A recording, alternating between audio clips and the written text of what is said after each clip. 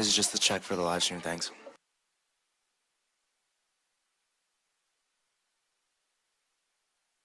Just another audio check, thanks.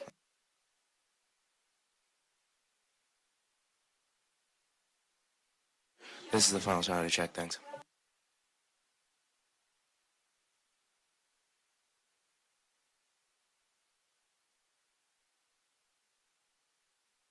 Online audio check. I can hear you, thanks. It looks good. Perfect.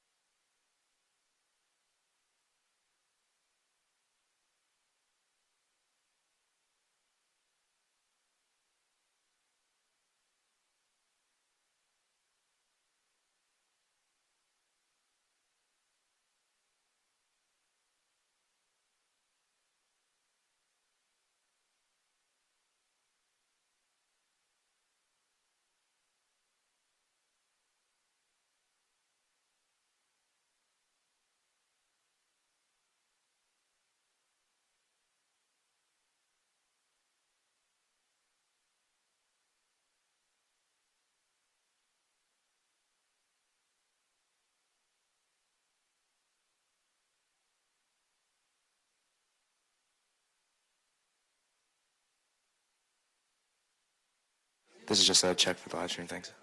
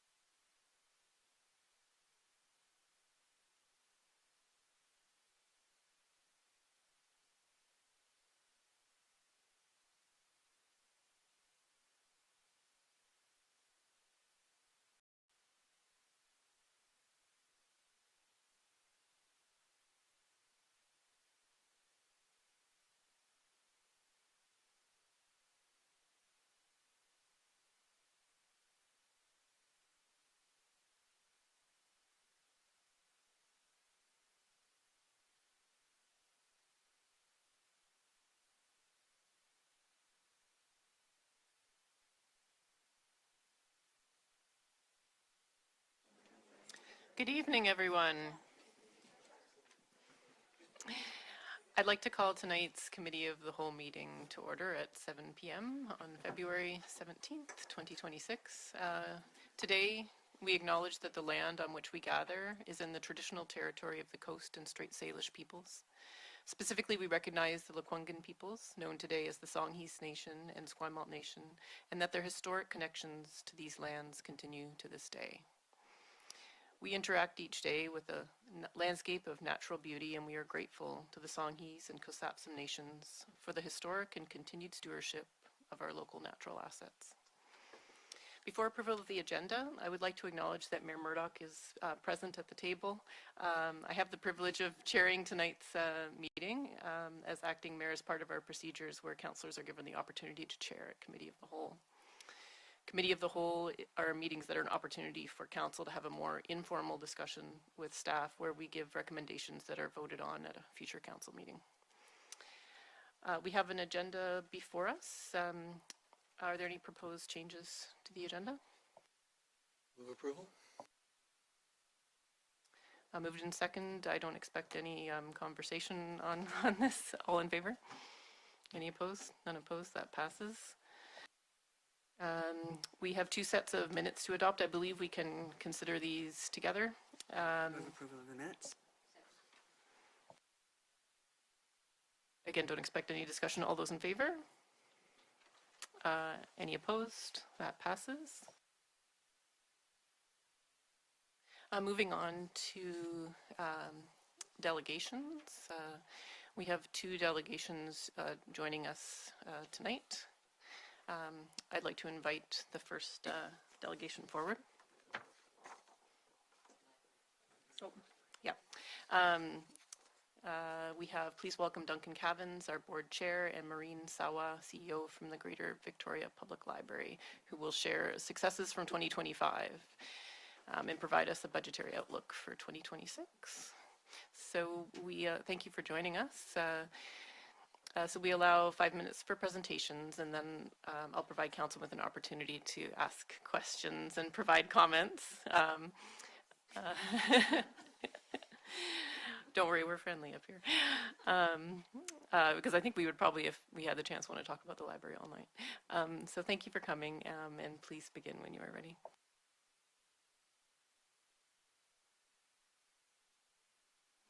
Fancy.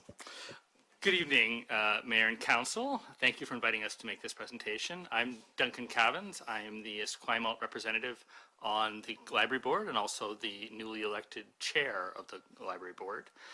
With me to present this evening is our CEO, Maureen Sawa, and our Assistant Director of Finance, who probably needs a chair, Melina Barnes, because she knows an awful lot more about this than I do.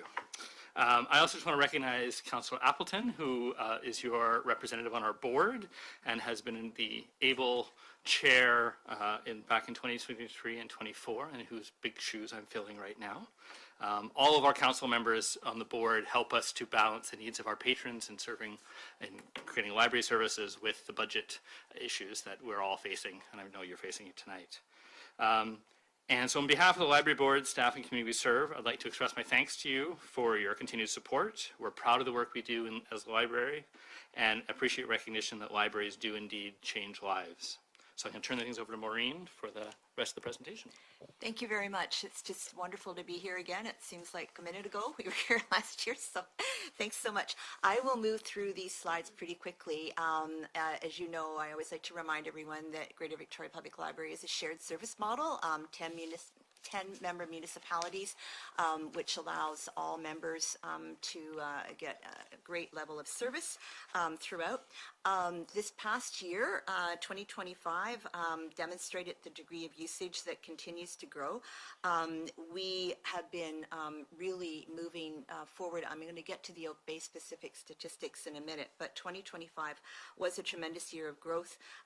We continue to rank as on a per capita basis. This past year, we ranked second in total circulation, with residents borrowing more than twice the number of items seen at the national average. So this is quite an accomplishment for the Greater Victoria area.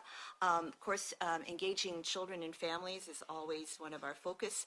The participation in this year's summer reading Club last year was 9,881 children taking part in 2025. That broke all records, including pre-COVID. So it's a wonderful program. We're very grateful to the BC government for providing this summer reading club for us. Expanding digital access and innovation. I'll talk a little bit more about that in a couple of minutes. I know that you're interested in hearing more about our digital resources, and we have certainly maximized what we can do to ensure that libraries do act as a gateway for equity, access, and community. One thing I just want to remind you that, we removed overdue fines a couple of years ago, and that was a big boost in terms of supporting access. And just so you know, the financial impact of that removal of fines has been minimal. Lost fine revenue represents less than 1% of our operating budget, and that had been fully planned for and managed within existing resources. And I'm happy to say that return behavior remains stable. People are returning their materials, maybe taking a couple days longer, but we do still send out reminders. So we're really, really pleased at how that turned out. Again, safety and security for all of our branches is important. And we have done some good strategies and safety-related activity this year that I can talk about a little bit more if time permits. But of course, the big topic is digital access, and just as you've probably read in the media, it does come at a premium. Demand for digital access continues to rise, and visits to gvpl.ca grew by more than 30% last year, reinforcing the need for increased investment in both digital and in-branch service delivery, because the thing is, the usage of these materials goes up, but so does our physical circulation. And as you can see by this slide, public libraries, it's not just GVPL, for the multinational publishing industry, we are paying a ridiculously high amount for digital materials. So again, I can talk about that a little bit more, but we do pay way more than individual consumers pay for digital materials. So this does sometimes result in some long waits for the digital copies of materials. We do participate in a lot of consortiums, and again, I can talk about that if time permits.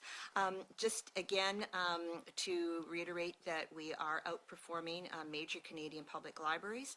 Across the 51 libraries participating in the latest Canadian Urban Library Council survey, GVPL consistently ranks as one of the highest performing systems in the country. Our service area is the 18th largest, yet our outcomes far exceed what would normally be expected for a library our size. So lots of good detail I could talk about, but I'll keep going. Looking ahead, focus areas for 2026. The board's strategic plan, advancing trust, safety, and inclusion, expanding literacy and access, demonstrating impact, and strengthening our workforce resilience. So I just want to talk about this particular slide because in terms of specific information for the district of Oak Bay, the Oak Bay branch remains one of the busiest in our system, ranking first last year, in physical circulation, checkouts, programs offered, and holds pickup during 2025. New library card registrations increased by 13.2% in 2025, including, this is really good to know, 55% rise among residents under the age of 18, reflecting a strong engagement from families and young readers in your area. More than 15,500 residents now identify Oak Bay as their home branch. In-person visits to this branch grew by 6.6%, and many other great numbers I could tell you about, but I won't. Okay, the 2026 operating budget will support GVPL's strategic objectives, including supporting community well-being, safety, digital literacy, and inclusion. So You are at 5 minutes now, if you can wrap up. Okay. Don't worry, we'll ask lots of questions. Okay, I'll be real quick on this one. Okay, our overall operating budget, we were able to keep our operating budget to a 6% increase, but the way the formula works out, the municipal contribution overall turned out to be 8%. So your share of the 2026 requisition, based on converted assessment values and population of your municipality, including rental adjustments, is $1,393,431. A contribution increase from last year of 6.40%. So the per capita increase is 4.46%. So you have the budget package, does go into some of our cost drivers. So I guess the last slide, and I'll stop, is just a reminder that in difficult economic times, as we all know, the library becomes a lifeline, a place where people turn for learning, digital access, and a sense of connection when they need it most. And certainly we're seeing that more and more every day, and we really appreciate the support you provide to the Oak Bay branch and to the whole system. And thank you very much. Thank you so much. And I just want to thank you for your, I know that was quite a feat to get that all in 5 minutes. I think we all have seen the presentation, so we were able to really Yeah. take that in quickly. And Yeah. very much appreciate your time in coming to council today. Are there any questions or comments from council around the table? Councilor Appleton. Thank you, Chair. Just want to extend my thanks to our guests for coming and our brand-new chair of the board. Really excited to have you on board. I guess I would just ask the question, I think it may be useful for council, and I have spoken to council about this before, but it may be useful for you to sort of expand on some of the cost drivers in the budget. We've talked about the digital component, which is significant, but also the security and safety and training component for staff across the system. And this is a significant cost driver that I've mentioned to council before, but it may be useful Yeah. for the purposes of council and members of the public to sort of talk to some of those big drivers that Yeah. maybe weren't in place 5 to 10 years ago. Yeah, no, thank you. Excellent question. Thank you very much. And Melina is up here with me to be a little bit more specific, but you've hit on the big ones, safety and security costs, but also cleaning, maintenance of the facilities. We just, and again, our facilities people are very good in terms of kind of adjudicating who we hire, but the usage is so high, so the cleaning requirements are getting significant. There's a lot of wear and tear on all of our branches. For security, for example, we've introduced halo sensors in all of our washrooms so that staff can monitor behavior as needed. I'm going to ask Melina to speak to some of the specifics, but staffing, of course, as we get busier and busier, we've turned a corner in terms of our recruitment challenges, so we are bringing in more staff so we can increase the number of programs that are in demand. Do you want to talk? Yeah, go ahead. Can you hear me? It's a little tight up here. Yeah. Okay. Just to add on what Maureen was saying. So the biggest cost driver that's driving the increase in the budget from the 2025 budget is salaries. As salary inflation is a large component of that. Collective bargaining is not settled yet, so we've had to include an estimate for that. As well, we've decreased our vacancy rate, which is a good thing. So we had a 10% vacancy rate in our 2025 budget, and we've lowered that to 8%. And we're happy to say we're actually under that now. So we've done a great job at recruitment in the last while. So if you're decreasing your vacancy rate that you're budgeting for, it looks like a salary increase. But I am happy to say some of the other items that we've talked about in terms of the cleaning and the security, we've actually kept those. There's not an increase in the 26 budget from that because we put those increases in a couple of years ago.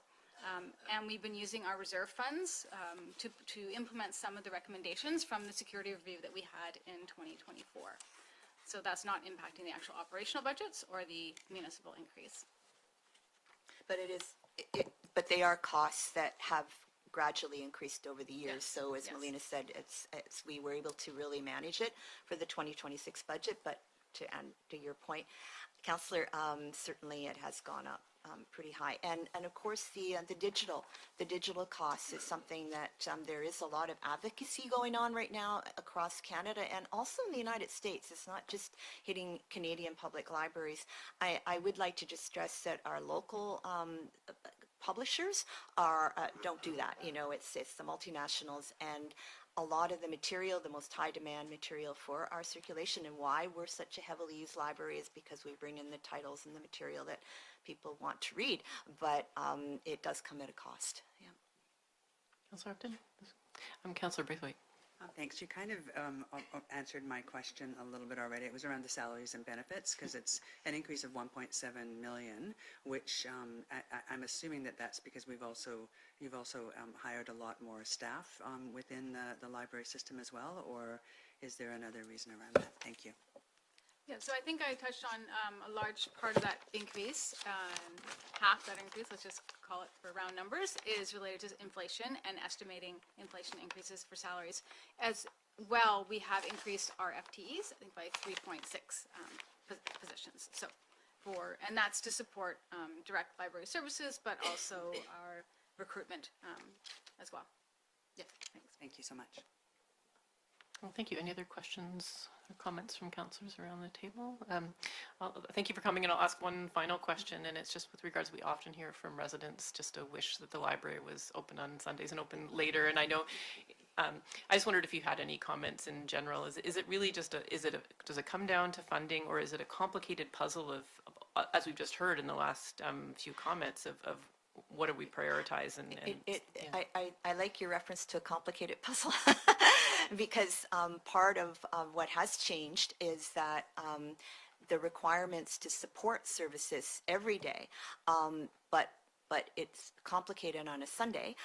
So to open a branch, it's a question of having sufficient staff on site that feel safe, that they can deliver service safety, that there's support from IT. So when something comes up, they've got the support. They've got the support from security, support from facilities, cleaning. So we are working on expanding our Sundays. We've opened 3 branches as of this past weekend, looking at a 4th, and then in the fall we hope to have it a little bit back. It did have a lot to do too with recruitment in terms of availability of individuals who were quite frankly able to work on the Sundays. So fortunately, we have been able to kind of turn that ship around, so we're getting there. So thank you.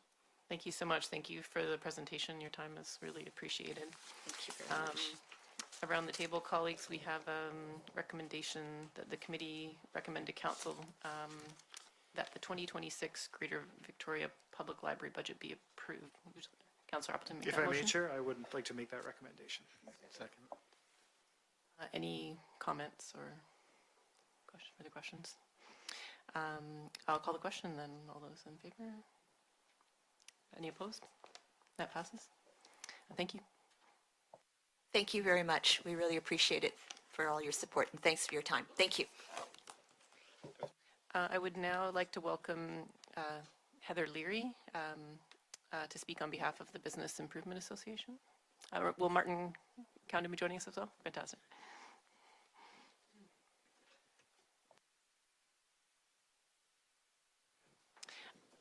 So the purpose of this presentation is to provide Council with an overview of the 2026 budget and events scheduled throughout the year. And as a reminder, we allow up to 5 minutes for presentations, and then I will provide Council with an opportunity to ask questions and provide comments. So you can proceed whenever you are ready.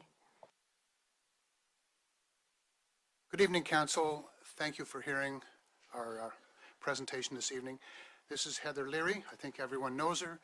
Along with us, we have Leslie Watson as our associate and Hazel as our council representative. Behind us we have Tony Tucker, and we also, who's the treasurer, and we also have Jennifer Brotherton, who's our secretary. Heather is going to make the presentation. You've seen it. Thank you for hearing us out. Okay. Good evening, Mayor and Council, and also district staff. It's been a pleasure working with you over the last many years, and we're definitely looking forward to an exciting 2026.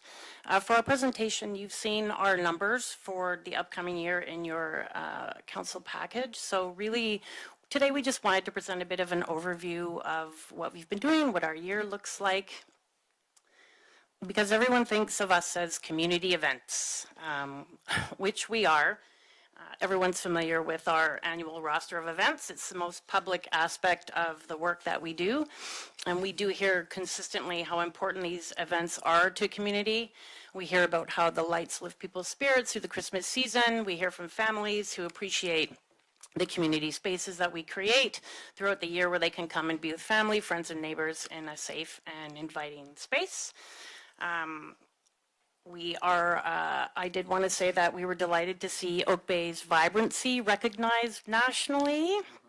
We're delighted to be supporting that, and I would only like to say that maybe I could move us to number 1. We could support moving us to number 1 instead of number 2, but it's a goal we do have in mind. So, but we do a lot more than events.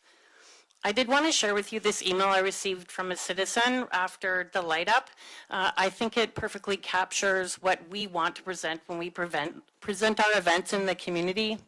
Our Dave, who emailed us how we have a mixture of people of various ages doing various things and coming together, and as he says, everyone getting along. I think that's what we really are excited to bring to the table when we do our community events. But we also do community support throughout the year. Our fundraising through the year includes at the Light Up, where we raised money for Oak Bay Firefighters Foundation, and then we set a new fundraising record at the Truck Parade with $20,000 raised through the Realtor Food Bank Challenge, which the BIA manages, and then another $2,000 raised on site on Parade Day with the Rainbow Kitchen in attendance to collect that money, and then also 1,000 pounds of food, which is not insignificant. Money is easier, but people still bring food, and we are grateful for that. So we also try and work with our community groups. Our sponsor tent we had brought in early, so the Monterey Center could have their concert under cover. We never know what kind of weather we're going to see the first Saturday in December, so it was nice to be able to support them with that. And then we've switched all of our lighting to the warm white, so we donated our cool white lights so that they could bring joy to other places through the season, including Rainbow Kitchen, and then also donated to parks so that they can use them in the district. We really wanted to share with our friends and neighbors so that we could have that. And here you see Kiwanis managing our Santa letters. They, in fact, managed over 300 Santa letters at Light Up in 2025, so definitely a popular feature. And then I'm with Tracy Chown, who's with the Rainbow Kitchen, who sends her thanks for all of the work that Oak Bay does to support them. Our placemaking, we manage the banner program, so we look after the printing and then the changing of the banners seasonally, and we're also really pleased to have a feature of Oak Bay artists on our banners, and many of them actually are Oak Bay scenes, so they're different vistas in Oak Bay and stuff, so. And also it ties in nicely with the Arts Live program. Our Music in the Village is also something that ties the village together. We present music in every block in the village throughout the summer months on the Fridays and Saturdays so that we can add some vibrancy without any parking or traffic impacts, because we know that those need to be kept to a certain number through the year. And then our art walk also turns the avenue into an extended art gallery from end to end and ties in with the Arts Live program, which we also promote when we do that. We're heavy into promotion. We heavily promote our events, especially Christmas, but we do promote the Nosh and we promote the markets. We promote Oak Bay Village year-round as a destination, and we promote Oak Bay as a vibrant community. In this slide, I was really pleased to see that finally I got Oak Bay Village on this Christmas lights map in the Times-Colonist. So this was in print and online, and it does position us as a destination for Christmas. It positions the district as a destination for Christmas. So we're really pleased to be able to raise the profile of Oak Bay along with the profile of Oak Bay Village. You are at the 5-minute mark, so if you can. Okay. No, you're close. Thanks. Yes. So as a voice of business, we advocate for business interests. We work with the district. We work with staff to make sure that projects see success, including we're currently talking with engineering about the timing for the crosswalk. So that will be completed in the spring so that we can make sure our businesses are aware and can be prepared for that. And then 2026, full schedule of events coming up, along with working to promote Oak Bay placemaking initiatives, as well as doing more direct liaising work with businesses on what their needs are upcoming. As we know, there's lots of turbulence in the economy, so we'll be doing some of that direct work, including a survey, and we'll be working to make sure that we see business success. And so thank you. I know our budget, not as exciting as the other one presented today, but I know of great interest to all of us. Thank you. And we're all happy to take questions. So we have lots of our board here and me. Thank you so much for that presentation. It's always just amazing to see how much is achieved in a year. Do I have any questions or comments? Councillor Green. To you, Councillor Braithwaite. That's okay, thank you. Thanks so much for the presentation, Ms. Leary, and thanks to all the rest of the board for being here. We get, as the council liaison to the BIA, I know that we get accolades all the time. People think it's the district that puts on all of these events, and it definitely is not. It is you and your small and mighty group that you have underneath you. So I just want to thank you for that. I think because there are so many people in the room, it might just be really great if you could just really quickly describe what the area that the BIA encompasses and how you get your budget. So we're funded by a levy on commercial property within the catchment area, which is defined right now as running from Foul Bay to Monterey, mainly along Oak Bay Avenue with some of the feeder streets. So the first section of Hampshire and then Theatre Lane as well. So it only applies to commercial properties. So the residential section in between those two ends are not impacted by that. And if I can just ask one more question. The burning question for me is what date is the Spring Nosh? Because that's one of my favorite events. June 20th. Councillor Green. Thank you very much, and through you, Chair. Thank you both very much for the presentation, and as Council Liaison to the Tourism Committee for Oak Bay, I just want to say what a great boon it has been to have Martin Cowden on our Tourism Committee as well, because it brings those two together, and you both together do so much to enhance tourism and small business in Oak Bay, so thank you for that. Any other questions or comments around the table? Thank Mayor you, through you, Chair. Just curious if the BIA representatives could just touch very briefly on the relationship that our public works and staff have with the BIA and how we support you and you support us in these events that go forward. So the number one thing that has been really significant for us in the last few years, especially since the pandemic, has been just the lines of communication that are open between Public Works and us. So for the events that close the street, we work closely with Public Works around notifications because we do all of the signage within the village, but the large signs Public Works puts out, for instance, we coordinate with them for barricades, signage, and those kinds of things. Public Works puts up the banners, which we very much appreciate. And I would also like to express my gratitude for the amazing work they do in the village with the planters and the hanging baskets. It's beautiful, and we hear about that from visitors and from businesses. So that's a direct support, not related exactly to our work. So, and then we liaise with staff on I do apply to have my road closure, so we work with staff directly on those kinds of things. I work directly with the various departments on things such as if major projects are coming, what the impacts will be, how we can communicate that to businesses, if there needs to be a slight adjustment to accommodate something like, say, the Christmas season. So we work in partnership to make sure that these things all succeed for all parties, whether it's the public, the staff, or my businesses, if that makes sense. Can I just add anecdotally? Picture this early morning, sun rising after a terrific event like one of our markets. It's 6:30 in the morning and the streets are still showing all the signs of last night's event, but the Public Works are out there emptying the garbage cans, moving road signs, taking down signs, actively at work, first thing in the morning, presenting our village in such a way as to accommodate the people coming in. By 9 o'clock, it looks like no one was there and we're ready to go. And that's something that's probably missed by most people. They just haven't come down the street. They weren't there late at night and they weren't there first thing in the morning to see the transition that happens. And I'm always thankful for those staff that come out and the simple things, cleaning up and looking after and all the, hooking up lights here, disconnecting things there, it really is a hand in glove working together, and it's a great example of how the community comes together to make these events happen. Looking around the table again, I just want to thank you so much for all the work that you do.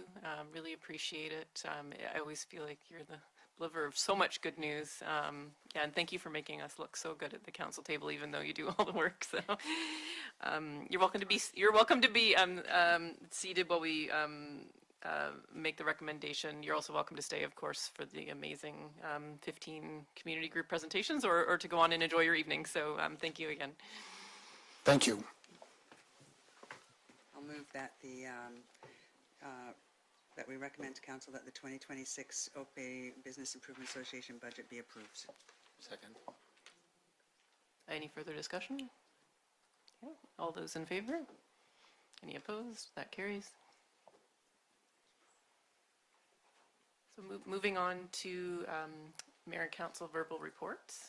So at this point in the agenda, we have an opportunity for Mayor and Council to provide updates on the work that they've undertaken in the last month in the community. And I just want to start by saying that we're, of course, all deeply saddened by this past week to hear about the tragic events in Tumbler Ridge. And to speak to this first, I want to give an opportunity to Mayor Murdoch to share a few words, and then we will proceed around the table clockwise, starting with Councillor Braithwaite for our council verbal reports. Thank you, Chair. And yeah, I just wanted to take a moment on behalf of our community just to thinking of Mayor and Council and the residents of Tumbler Ridge. Obviously, there's no words that can fully express all the shock and heartfelt loss that has just been sort of echoing through our country. And as we mourn those lives taken, obviously we have no idea what people are going through there, but I just wanted to take a moment to express that our thoughts, our prayers, they're really there with the families and the loved ones, all those lives that have been torn apart by this loss, and obviously the whole community that's in great shock. I can't even imagine what that would be like to have in our community. I just want to extend our gratitude also and respect for all the first responders and the teachers and the school staff who obviously acted with such courage that day and compassion ongoing in the face of this tragedy. And just that we hold the students close in our hearts as all of them try to make sense of what has happened. Our community does stand in support with the people of Tumbler Ridge as they begin the long and difficult journey of healing. If there's anything we can do, I've already reached out to the mayor just to extend that offer. I don't think there is, but if there is, obviously our community is out there beck and call. I just want to acknowledge as well that in acknowledgement of that loss of life, the district's flags are flying at half-mast. And I just ask maybe that we just take a short moment of silence as we sort of remember those people lost.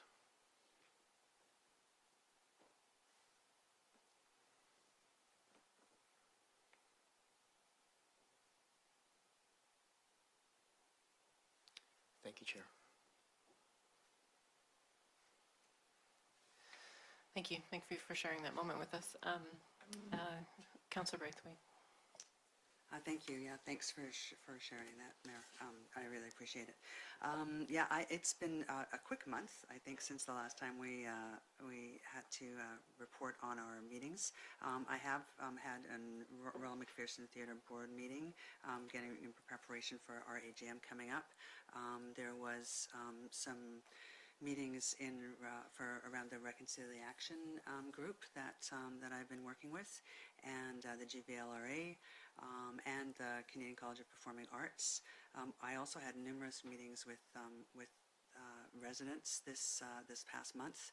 Those seem to be on the rise lately, so I'm not sure what that's all about, but we're always very happy to meet with residents. And just a reminder that the Yes Awards will be happening next week for everyone who's going to be attending. Thank you. Mayor Murdoch? Thank you, Chair. Yeah, the only item I thought I would bring forward as a point of interest, because I've had quite a few questions, was just last week the Capital Regional District Board approved the, in principle, the development cost charges, the DCCs for the water. And just because I've had a number of emails saying why is this approval, so I just thought I'd give a very brief update as to what that was. So I think as many people know, there's a 30-year capital plan for major upgrades to the water system. Around $2 billion is the approximate estimated price tag if all of them are approved. There's multiple components, each of which actually does require individual capital approval or budget approval. So the overall budget has not been approved. But of the $2 billion total, about $1.4 billion is eligible for DCC. So it's not maintenance, not other things. It's net new to deal with growth. And different parts of those projects also have different allocations for development cost charges. So development cost charges, for those in the audience, are basically a surcharge that goes on to new builds. So if a new house or new apartments are being added, they have an additional charge that is intended to reflect their future use of these capital assets as they come forward. So depending on what impact new growth has on those, the allocation it varies, but on average it's about 35% of the total capital cost of that $1.4 billion is allocated to the that piece. So the net effect of that is actually the DCCs don't add to our water rates. In fact, they actually remove that 35%, or about 589 million, I think it is, get allocated to development cost charges rather than to the water bill. So it has the effect of essentially spreading out the cost between the water usage and future development. There's no right way or fair way of doing that, but I think there was some confusion around whether things were approved as the capital was approved or the projects were approved or what was approved. But what went forward is the approval of the development cost charge model. That is subject to provincial approval and a few other steps, and then a lead time to give people an opportunity to build those costs into pro formas. So you'll see it sometime around late spring, early summer of 2027 be coming into effect. So that's my update. Thank you. Oh, thank you. That's very helpful. Councillor Patterson. Yes, thank you, Chair, and I will keep it fairly brief because I know we have a lot of presentations to get through tonight. On January 21st, as liaison to the Advisory Planning Committee, I attended the first meeting with our new group of APC members, and so it was a chance for committee members to get acquainted and to review and make recommendation on applications. They also elected the chair and vice chair. Rory McAlpine was appointed as the chair, and Alex Economou is appointed as vice chair, and he was formerly the chair. So we're off to a great start, hopefully, for the new year, and it's a very diverse group of experience and knowledge, and so I'm looking forward to that. On February 11th, as the chair of the CREST, the Capital Region Emergency Telecommunication System, I chaired the Finance Committee meeting on February the 11th as a preliminary review of the 2025 year-end and in preparation for the upcoming audit. We are in unusual circumstances this year at year-end. I guess quite a few years ago we didn't think wisely of the turnover, and so we've had a total turnover in management, which we've been preparing for really for the last 18 months. And so we actually have a new general manager, a new office manager, a new operations manager, and a new financial officer. So it's going to be an interesting quarter going forward. And we've also, for the new facility that we have just constructed and moved into, we are beginning the building tours, and first up are Saanich Fire Dispatch, who are perhaps looking for some extra room because of our post-seismic building capabilities, and also the Canadian Coast Guard is coming in to take a look. So we are expanding the radio operations and communications. And then on February 12th, I attended the Community Association of Oak Bay's presentation on the Garry Oak ecosystem, and what a rare jewel of an ecosystem that we are blessed with here in Oak Bay. So that was also a great learning experience for everyone that attended, and it was a packed room. It was standing capacity only. I was the one standing, and despite all of the other things that are going on a personal note, I also managed this year to get my recycling treasures over to the Monterey Center. because their rummage sale is on Saturday. So just a reminder to anyone who will also have perhaps some recycled treasures that they would like to share with others, you can drop them off at the Monterey Center prior to Friday. Thank you. Thank you so much. Councillor Green. Thank you. I'll keep my my comments brief in the interest of time and people in the audience waiting. But very quickly, I attended the South Island Reconciliation Action Committee meeting last week with our Chief Administrative Officer. That was a drive to Sooke and back, so that's always a long morning, driving mostly. I also had the pleasure of meeting with some Oak Bay residents on housing issues. And I also was encouraged as Oak Bay's representative to the Regional Water Supply Commission to lobby the mayors I knew well to make sure they supported the DCC, the Development Cost Charge decision. And thank you, Mayor Murdoch, for responding to my lobby. I think that's it for me. Thank you.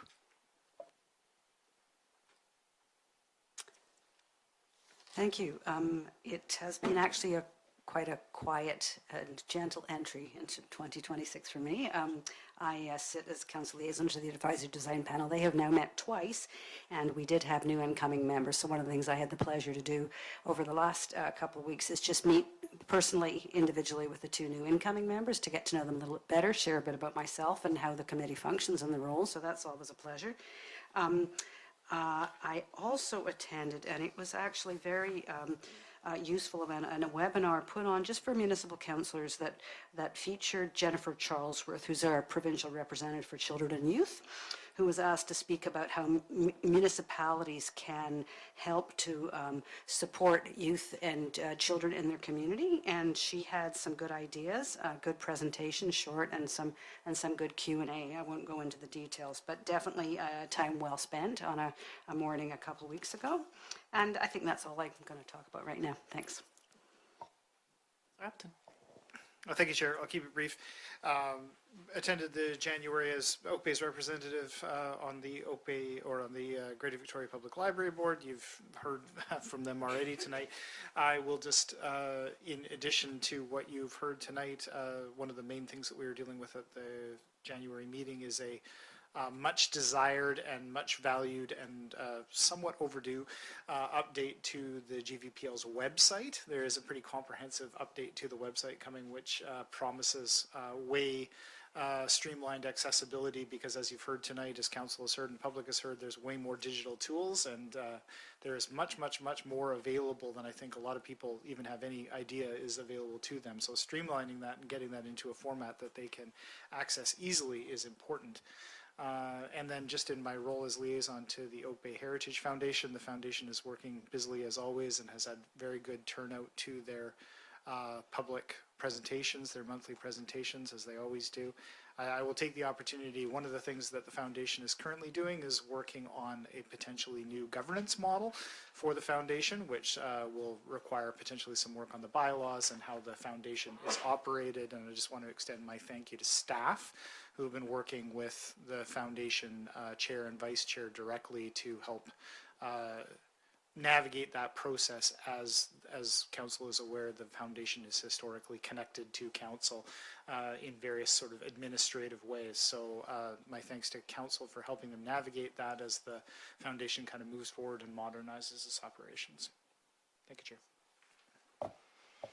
Thank you. I'll also aim to be brief. As acting mayor these past couple of weeks, I was grateful to be able to attend an interactive forum on seniors care held at Luther Court, and really amazing to learn more about the resources that are available for seniors in our community, as well as an opportunity to discuss the gaps in senior care and how we can better support our seniors. I also attended with Councillor Patterson the very well-attended talk on the Garry Oak ecosystem. And it was very informative. And like many of us, I enjoyed spending Family Day weekend in town, and I really just wanted to give a call out to the City of Victoria for what an amazing event, Victoria at Dusk, a lively downtown festival of winter lights, art, interactive events. It was a really great indication of how safe and vibrant the downtown can be. So it was a fantastic event. So we will now move on to public comment and question period. So we now have an opportunity for the public to provide comments and questions for items not on our agenda. So this is an opportunity for members of the public in attendance at the meeting or online via Zoom or telephone to address council regarding topics that directly impact the community of Oak Bay.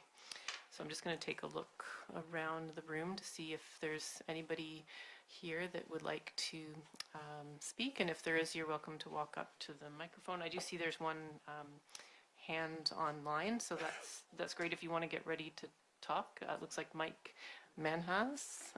And I'll just mention that when you talk, please state your name, your municipality of residence, and the topic of your remarks. And we ask that you keep your remarks brief, not exceeding 3 minutes, and address all your comments through the acting mayor. Speakers should be aware that video recordings of council meetings are streamed live and archived on the municipal website. And there are a series of restricted topics, and these generally include things like legal matters, land use applications, where public input is received more formally, and personal information about a third party. Anyways, I welcome you online to the table, Mike Manhas, and then it looks like we have a speaker in the room who will speak right afterwards. That's amazing. Mike, you can go ahead. Thank you very much. I might be wrong. Am I allowed to speak on one of the grant and aid applications? Or did you say not on the agenda? Not on the agenda. Are you here to give a presentation for one of the grant and aid applications? I don't know if I'm listed as a presentation, but I am on the list. What group are you representing, Mike? Rewired Recovery Foundation. Okay. Okay, great. Sorry. Yep, no problem. I have you on the list, and just listen for your name when we get to that point. You are a little ways down on the list when we get to that agenda item. But better to ask than have us pass you over, so not a problem. Thank you so much. Sorry about this. No, not a problem.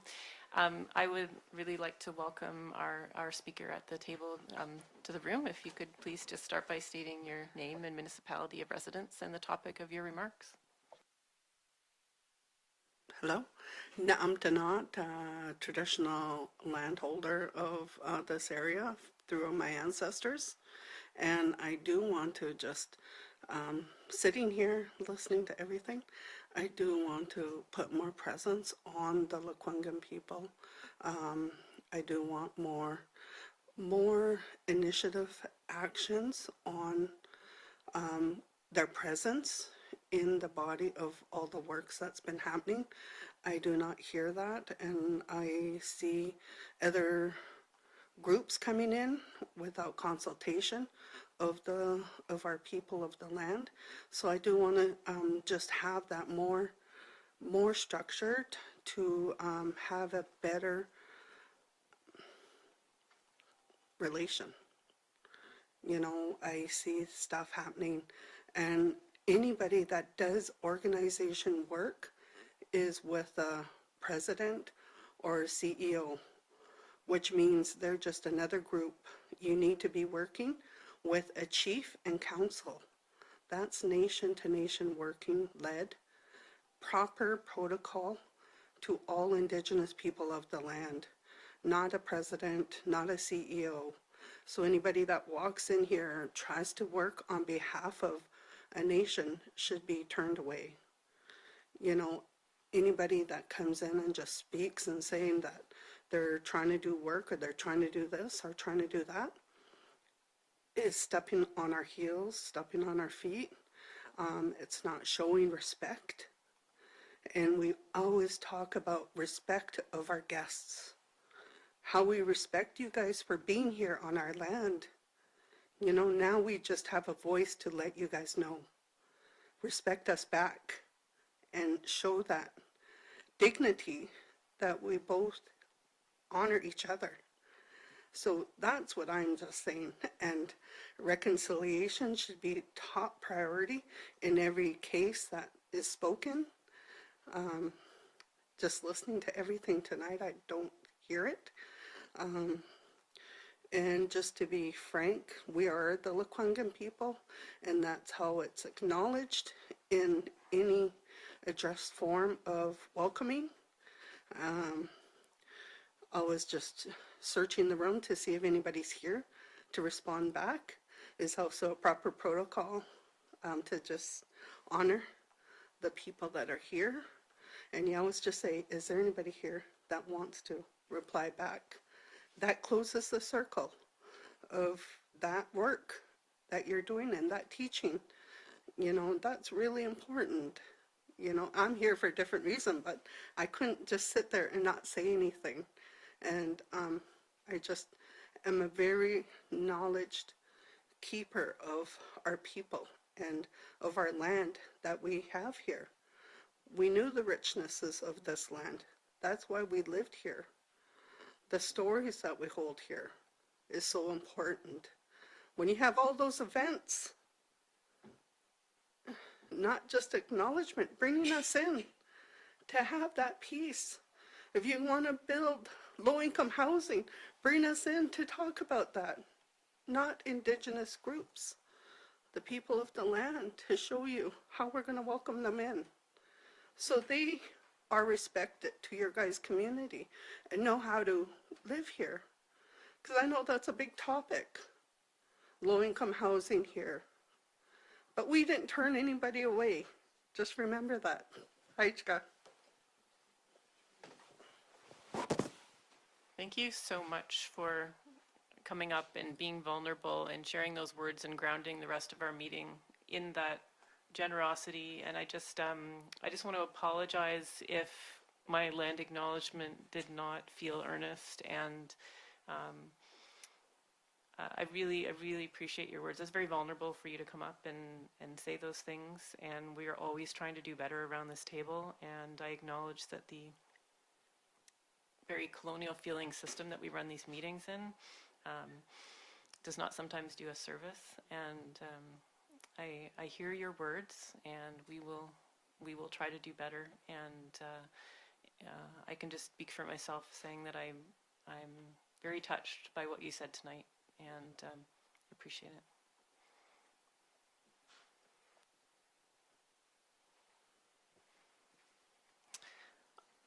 Maybe a hard speaker to follow, but now that we're so grounded, I'll just open up the floor again with those lovely words in our hearts, and thinking of our Indigenous neighbors. And if anybody has anything else that they would like to speak to in the room or online about our community in Oak Bay, this is an open session for public comment, and all of council is here if you have anything you want to share. I'm not seeing anybody come up to the table or put up their hands in the room, and I'm just checking online again, and I don't see anyone online, so I'll just give one last call for public comment to see if anybody's interested. It looks like we don't have anybody else to speak, so with no more speakers in person and online, I'll close public comment. I just want to thank those who did share today, and it's not an easy thing to do. It's a very intimidating room, and we really appreciate it when people take the vulnerability to come forward and say what's on their mind. So now we're going to move on to the grant and aid applications. The provided report is subject to public input, and I will call on Rhianna LaChance, our Director of Finance and Asset Management, to give us a brief summary of the report. I will then give an opportunity for questions from council, and then we will call on our community presentations one by one, and then after each presentation, council will have an opportunity to ask the presenter any questions, and then following all the presentations, I will open up the floor to public input on the item. Director LaChance, would you like to give a brief summary of the report? Yes, thank you. Through you, Chair. Good evening. Brief introduction, knowing that we have a number of presentations to come, I will keep my comments very short. The annual grants and aid application deadline of January 31st has now passed. This report introduces the 2026 grant and aid applications received within this deadline. It also outlines the process council will use to review and adjudicate each application. The process is the same as in previous years. Council is being asked to receive the staff report and hear applicant presentations this evening. Following today's meeting, council members will adjudicate separately, coming back together with the average value informing council's award, of course to be considered at an upcoming meeting. Worksheets will be used to support this process, and the process is now being held in advance of the budget deliberations in an effort to best support events and activities taking place early in the year, ensuring funding can be released upon financial plan approval in April. With that, staff are happy to take questions, or council may proceed with hearing presentations. I'll give a chance if council just had any questions about the report and the grant and aid process in general that they wish to ask before we hear the presentations. Now is an opportunity. And hearing none, we'll now have the opportunity to hear from approximately 15 different community presentations to support our grant and aid applications. Each presenter will be given 3 minutes to present, after which I will provide an opportunity for council to ask questions. And I'm just going to, we have one particular application where I believe there's a councillor that wants to step away from the table. So I will just start with that applicant. Thank you, Chair. And yes, I do. I'd like to recuse myself for the Vancouver Island Film Commission presentation, as I sit on the board for that organization. Thank you. So I'd just like to welcome, and I believe it's Tara Lee Novak online for the Vancouver Island South Film and Media Commission. I just want to welcome you to give your presentation. I'll be keeping track and we'll give you a notice if you're getting close to your time. Thank you. Thank you very much, and thank you. Can everyone hear me? Oh. Yes, thank you. Okay, thank you. I appreciate the opportunity to present virtually. We are a small team of 2 people, and sometimes you have to give 3 presentations in 24 hours, including 7 a.m. tomorrow. So I'm very thankful to be with you virtually tonight. This is our opportunity to share our perspective and your return on your investment from 2025. So our mandate is to drive regional prosperity by attracting global film projects to southern Vancouver Island, including Oak Bay. And I'll ask for help advancing the slide. In 2025, what that looked like was we put together 124 location packages. So a producer sends us their scripts, roughly 124 different scripts, and we put together unique location packages. And the next slide, I'll show you what that looks like. But across that, here we go, town of Oak Bay. So this is an example of what a location file looks like. We have 2,500 location files in our database. It's a completely free service for us to go and take photos. By putting together these location packages, we landed 25 film projects for the South Island and Oak Bay last year. That's up from 10 projects the previous year. When projects wrap, we send them a wrap survey. And just to give you a sense, across those 25 projects, when we combined their budget, it was roughly $90 million. One project alone said that they spent $8 million in local wages. So our little team of 2 operates with a total operating budget of less than $300,000, but we are a vehicle for economic prosperity. And we're very grateful for Oak Bay's continued support. Next slide, please. So 25 film projects looks like more than 300 days of filming. So if you saw a lot of cameras and camera trucks out this year, you weren't imagining it. There was an increase from the previous year. That equates to thousands of local crew and acting jobs. One day on a film set could look like 300 extras. So we do employ a lot of people. Film Commission doesn't employ them directly. We attract the project and then the production company employs them. That also equates to thousands of hotel room nights. So I've been checking in with a lot of our local hotels. One hotel shared with me that they booked 1,000 room nights in December and January when they expected to be very slow. So we're very grateful for the business we've had in 2025. Next slide, please. In addition to putting together location packages and servicing servicing the productions once they land, we supported 2 soundstage conversions, one at UVic, one on the Peninsula. We hosted 5 soundstage tours for various levels of government to ensure that we're communicating the economic impact of our sector. We hosted 1 familiarization tour for roughly 8 department heads of a large streaming company, and we took them around. There's different spots of South Island, including Oak Bay. We went down Oak Bay Ave, we visited Cattle Point, we visited Willows Beach. We talked to them about Oak Bay Beach Hotel and the great pools there. And yeah, our hope is that this will translate into more projects for that major streamer. We put on 5 events. We engaged with 14 municipalities and First Nations. We wrote 9 grants.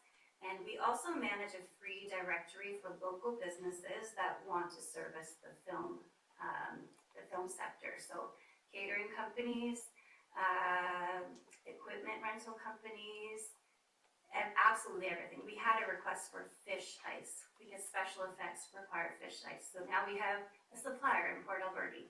So we updated 145 crew and business profiles. And we also updated our new lookbook. If you could just and Oak Bay start to wrap all up your over time. Oak Bay. You just start to wrap up things. Thank you.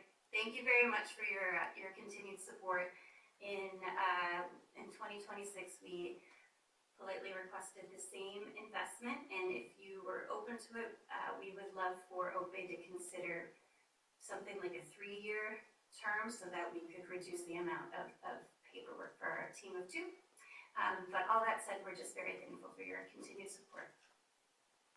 Thank you so much for the presentation, and just as a reminder, we're not making any decisions at this table tonight, but there is an opportunity to hear these presentations, and if does council have any questions about this particular presenter while they're here? Not seeing any questions at the table, so thank you so much. We're just going to go on to the next presentation. So I welcome the Canadian Heritage Arts Society. I believe in person we have Aaron Gavanon.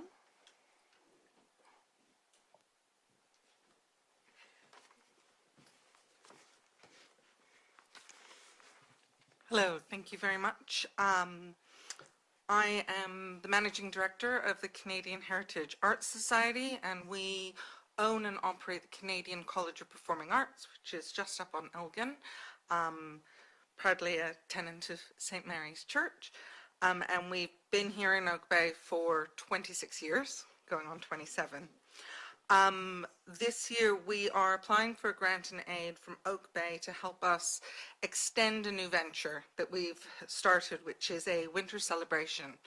Building on the success of our Concert of Remembrance, which we tour to seniors' homes, community centres and Legion in November, we've now started to train our first-year students to celebrate the festive season and learn short repertoires of secular and popular sing-along carols. And this year we had a really fantastic concert in our venue, and we also participated in the Lights of Wonder.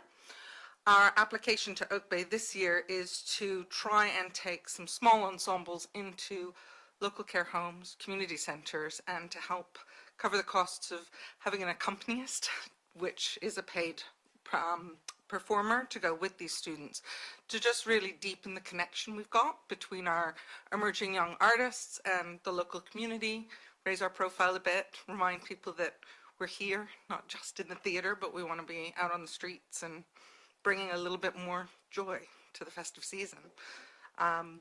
That's it in a nutshell. Trying to keep it under 3 minutes. That's fantastic.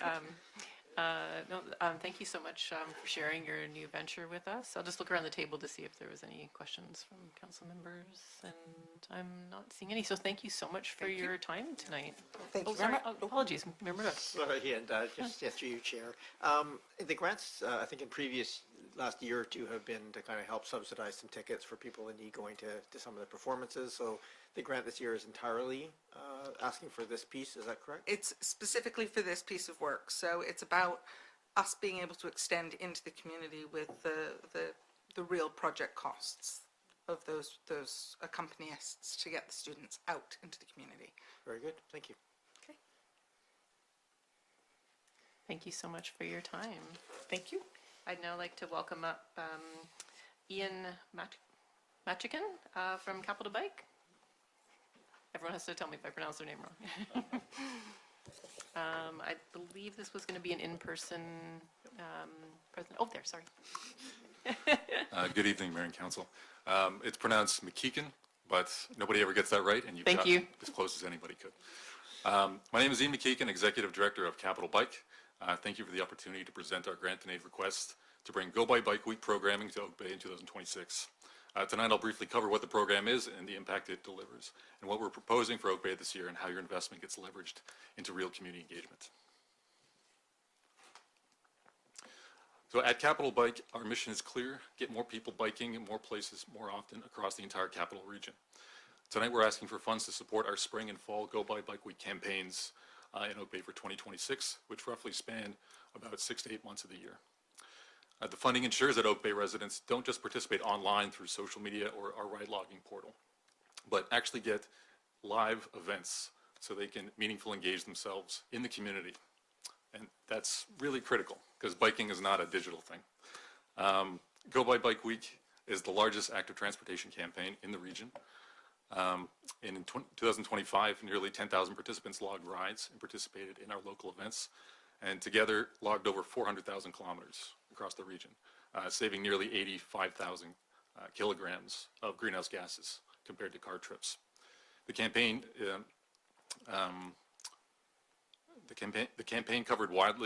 is covered widely by regional media, spotlighted on social channels and amplified across community calendars, generating visibility for both the behavior shift and the partners who support it. And at the heart of that is visibility for our celebration stations, essentially little block parties, physical sites tied to where residents stop, meet, engage, and connect in the community. These are more than just little tent pop-ups. You know, we bring local community partners together, ride leaders from the cycling community to really create a local feel and presence, bike mechanics for free basic checkups to make sure that people can participate all throughout the year with their bike if it's needing a maintenance, and opportunities to register, talk to volunteers, support bike advocacy and active transportation in the region. It's really a celebration for the biking community. And as somebody that started biking in Oak Bay, I know there's a really proud community, and it would be really wonderful to actually create a platform so we can continue to celebrate this really critical part of our culture. Aside from that, the stations are often photographed and mentioned across social and traditional media, turning the concept of active transportation into local stories residents remember and share. So your investment goes towards celebration station setup, local coordination, volunteer staffing, marketing outreach towards Oak Bay, as well as partner engagement to make sure that we can really celebrate the community here in Oak Bay. Alongside your investment, Capital Bike provides substantial in-kind matching value through staff coordination, sponsorship development, regional media, and social amplification, as well as insurance and operational overhead. This means that your contribution is leveraged far beyond its dollar value. Let's see here. So, wrapping up, in closing, we respectfully request your support for this grant and aid to deliver 2 fully activated Go by Bike Week campaigns in Oak Bay from the spring and the fall. This is an opportunity for Oak Bay to invest in health, climate action, community connection, and visibility for active transportation in a way that residents see, feel, and participate in directly. So thank you for your time. That was exactly 3 minutes and 30 seconds. I could feel it. Does anybody around the table? Councillor Watson. Yes, thank you for coming, and thanks for your energy. I know, you know, chicken and egg, you don't have the grant yet, but have you given any thought to where you would have the celebration stations in Oak Bay? Well, we typically like to work with our partners to make sure that we have the right presence in the community. Definitely along Oak Bay Avenue is where we've had our traditional stations in the past in 2023 and 2024. So we could do something similar with a block party to really make sure that we activate along the business corridors to bring out as many people as possible. That's kind of our mandate, is to bring out new riders through this program. So meeting people where they're at is really critical. However, really enjoying Oak Bay, you know, getting those views and those vistas is important too. So we could do something in Willows Beach, maybe. Their park there is really quite wonderful and will allow us to create a destination for people to come from other municipalities as well. Thank you. I have Councillor Appleton and then Councillor Braithwaite. Oh. Thanks so much. Thanks for being here and presenting. I noticed that in 2024, your grant that you asked for was $4,500. I'm just wondering if you can explain to me how it's over doubled in less like in a year. Just if we're getting the same thing that we got before, or if it's a little bit different. Yeah, absolutely. I appreciate that question. It is different. I believe it was a spring activation potentially. We're looking for essentially a full year of support to really kind of create an integrated campaign starting more or less now into their spring season, which happens in May, and then continuing into the fall, which is going to be our September campaign. We also have our commuter challenge as well, which you might be aware of, which happens right before our May Go by Bike Week. And so the funding itself is going to be spread across a pretty large amount of time. And it just allows our small team to really be able to focus on this region specifically. Unfortunately, there isn't a whole lot of attention we can give all of our different partners across the region, and we need to prioritize placemaking where we get local support. So that investment is really important for us. Thank you. Mayor Murdoch. Yeah, thank you, and through you, Chair, to Mr. McEakin. One of the problems we have with all these grant and aid processes is we are oversubscribed in the ask versus the actual dollars available. And so I'm curious, because we didn't have it last year, we don't sort of, in our front of mind. Yes. Is there a tiering here? Like if we were to say this year, consider maybe one of, ideal is to have an entire year-long campaign, but we may want to look at this as like this year, maybe given all the other demands, may only be able to do maybe a portion of that. Is there a tiering here that we might, if we were to say do one welcome station this year? Yes. What can you share with us what that might look like from what you would need to actually pull that off? Absolutely, and I think we could focus on one specific campaign, so we could focus on spring or fall. That's absolutely fine.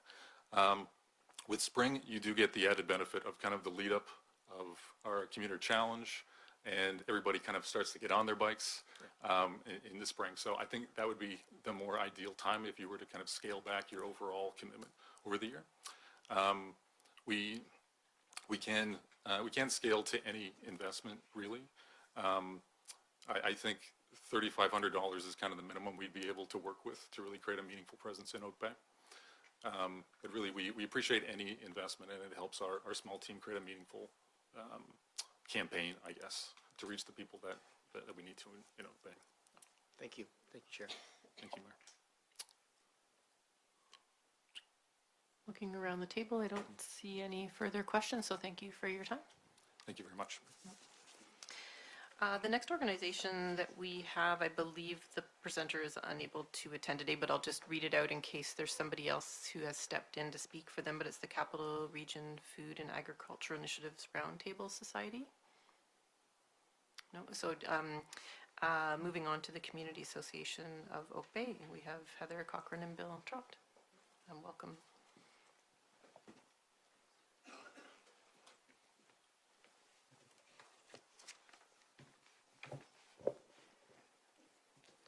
Great, thank you so much. My name is Heather Cochran. I'm the president of the Community Association of Oak Bay. With me is Bill Trott, our treasurer. We've got a brief slide deck, which I see is being pulled up here. Thank you so much. So I think most of you are familiar with the Community Association, but just to recap briefly, we're a registered not-for-profit society. We've been active in Oak Bay since 2008. We work not for the benefit of our members, but for the benefit of the whole community to put on events, some of which you've heard referenced already this evening. We're 100% volunteer-driven. Our grant request this year is slightly higher than what we've requested and received in the past few years from the district. And we propose, though, once again, to spend all of those funds on hosting free public events in the community. Before I explain why our request is a little bit higher this year than past years, I wanted to take you through some highlights of what we did with the funds that the district granted to the Community Association last year. So we hosted a series of free public talks, which are open to all members of the community. Last March, so just over a year ago, we hosted a talk on housing.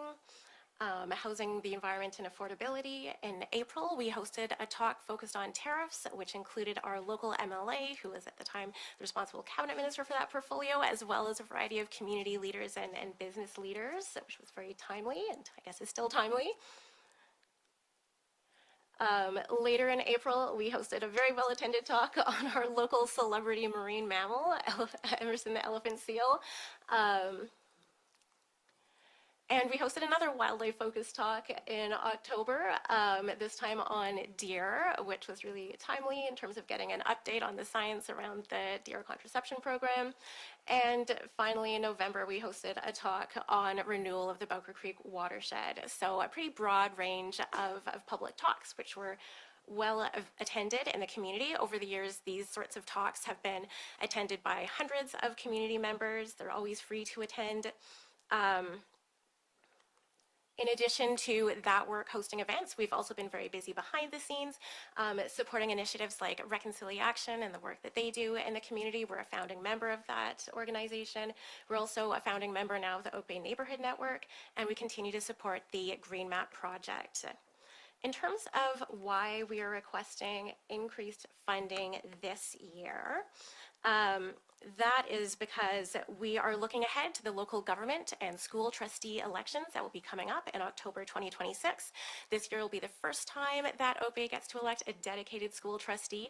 So because of that, as well as the generally high levels of civic engagement that we've seen in the community flowing through the OCP process, then we would like to host 2 all candidates events that this year would be focused or would be held at the Dave Dunnett Theatre, pictured here, which is the largest and most accessible venue in the district. We've held our last all candidates forum for the provincial general election in the Monterey Rec Center's Gary Oak Room. We unfortunately had to turn away several community members because we're at capacity. In fact, I think we had to attend the mayor, or had to turn away the mayor from that one. So we'd really like to not have to turn away anyone, make these events as accessible and open to everyone as possible.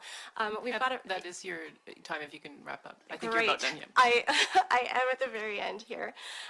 You have our financial report, so I won't take you through that. We did notice there was a missing 80 cents in that, so our treasurer has dutifully, in the spirit of accounting for every cent of taxpayer-funded dollars, we do have corrected copies of that. But subject to your questions, that's our presentation. Thank you very much. I will look around the table and see if there's any questions from my fellow councillors. Mayor Murdoch. I just want to point out, you had a picture of Emerson there, but I think there was a campaign to have him run for mayor, and I'm not opposed to that. So I just want to make sure you extend that invitation out. Yeah, we'll plan all candidates forum accordingly to accommodate that. And I did voluntarily get turned aside so other people could go in there having the opportunity to meet with the other candidates. So thank you for the work that you're doing. Councillor Green. Thank you. Through you, just very quickly, thank you for all you do for the community, informing, educating, engaging. It's really important, and we really appreciate it. Thank you, especially the all candidates meetings. I think they're important, and the school trustee one this year will be extremely important. Thank you. Looking around the table, I don't see any further questions or comments, so I just want to thank you for your time today and your presentation. Great, our pleasure. Thanks. Moving on to the Community Social Planning Council of Greater Victoria, I believe we have in person Miranda Lever.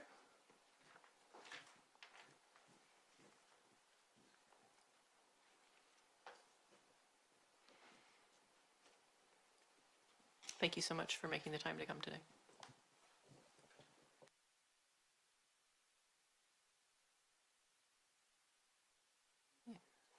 There we go. There we go. Good evening, everyone, and thank you for the opportunity to present our grant and aid application. My name is Miranda Levert, and I'm a case manager with the Greater Victoria Rent Bank, which is operated through the Community Social Planning Council. So the Greater Victoria Rent Bank was established in 2021 to prevent eviction for low to moderate income households through small, non-interest bearing loans. Since our inception, we've distributed nearly $1 million in loan capital alone to help people remain housed. We've also received funding in the last year for one-time grants and ongoing rental subsidies to better support the community. Demand for our program in Oak Bay has grown significantly. Applications increased from just 4 in 2022 to 40 in 2025.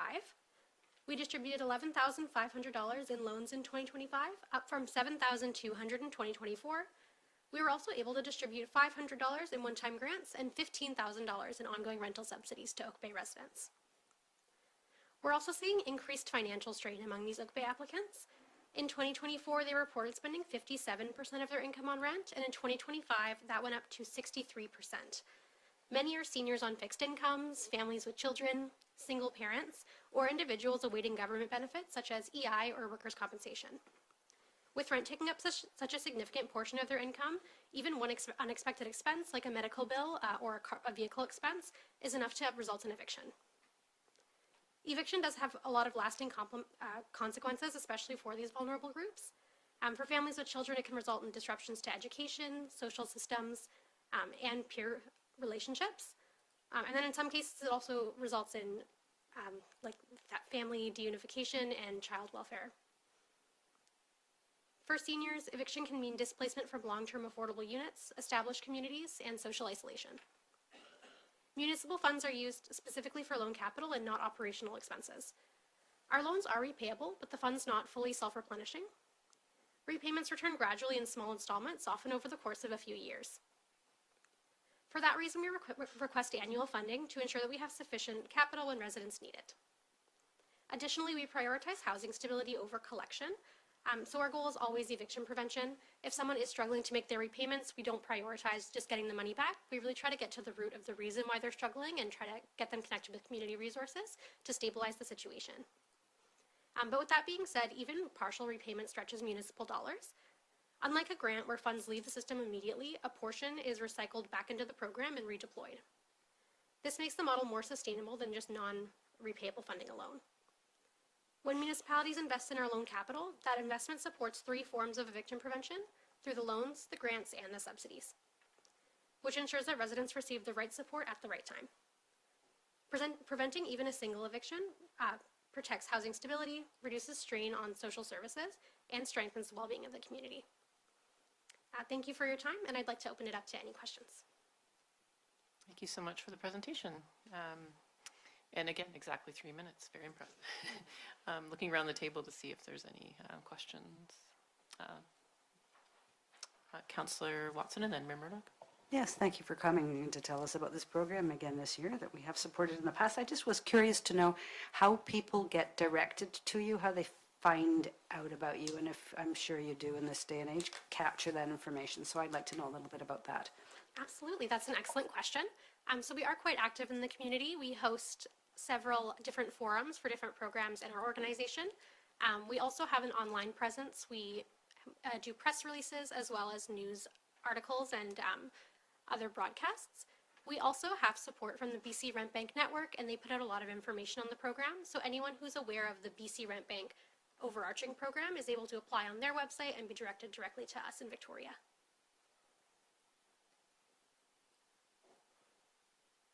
Mayor Murdoch. Thank you, and through you, Chair. I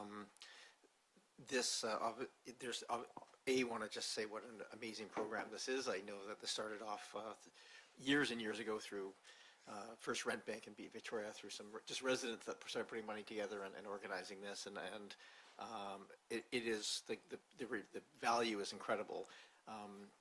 That being said, it is firmly in the realm of housing and social services that are not in our bailiwick, and we've supported this in the past. But I am curious about a couple of things. One is there a sustainable funding level that you're sort of hoping to see from local government?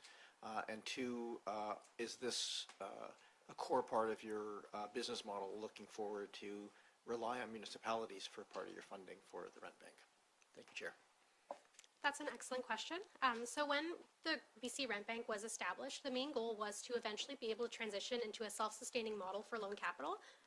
Our operational expenses are provided in part by the BC government as well as the Van City Community Foundation.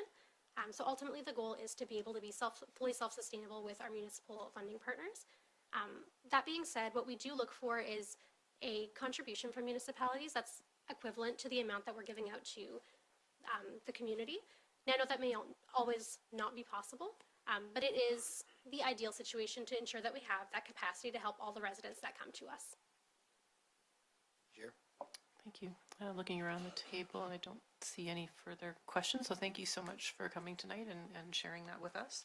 We're going to move on to the next presentation, Claire Remington from the Compost Education Center.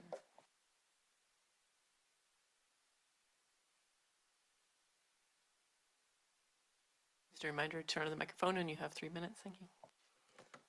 Sweet. Hi. I'm Claire. I'm here from the Compost Education Center. I like to describe us as a small but powerful environmental education nonprofit.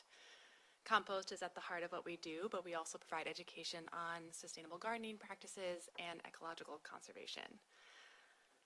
I've been reading a book about climate change right now, and I know there's a lot of problems in the world. I fully believe that the Compost Education Center is working on the right problems at the right scale with the right tools. We reconnect people to hands-on skills so that they are empowered to make change themselves. So our vision is to cultivate resilient communities which enable the land and all living beings to thrive. And that's where we're located in Fernwood. We're requesting funding from Oak Bay to support our child and youth education program here. We've been around for almost 35 years, and we do hands-on workshops in classrooms, daycares, libraries, you name it. Sometimes we go to people, sometimes they come to us. Our workshop topics obviously include composting, and I know many of you in the room may be familiar with our Worm Bin Classic. Anyway, I like meeting the kids that do the Worm Bin workshops. I like meeting the parents of the kids who do the Worm Bin workshops. I like seeing the multiple generations who have engaged with us. We also do work with soil health, seeds, citizen science, pollinator stewardship, etc. Sort of all things kind of around that nucleus of compost. So we're requesting funding to support our child and youth education program. Together, Compost Ed Center and Oak Bay, we can increase the number of workshop participants that come from this municipality. We can continue to develop and update our educational materials. We're participating in a number of events in Oak Bay, including some related to Gary Oaks, so I appreciate that shout out. And just sort of continuing our communication efforts to make sure that educators are aware of what we do to support them in their classrooms. And like I said, I think we're working on the right problems, and I think the District of Oak Bay faces the same problems that we face everywhere related to solid waste, climate change, a lack, like a social disconnection. We feel that the work that we do brings people together, connects people, but also reconnects people to their local ecosystem, which, again, I feel like in a time of disconnection, that's like where we should start, is connecting with each other and the land that we're on. Both our educators in the Child and Youth Ed program are racialized. They're amazing. I wish they were here instead of me. They're much better at everything. But they rely on their education, their background, their lived experience, and they're able to connect with a variety and diversity of kids. Our curriculum is fluid and accessible. They have all these neat tips and tricks to engage a number of different kids. And we know that transportation is expensive, but we go to you.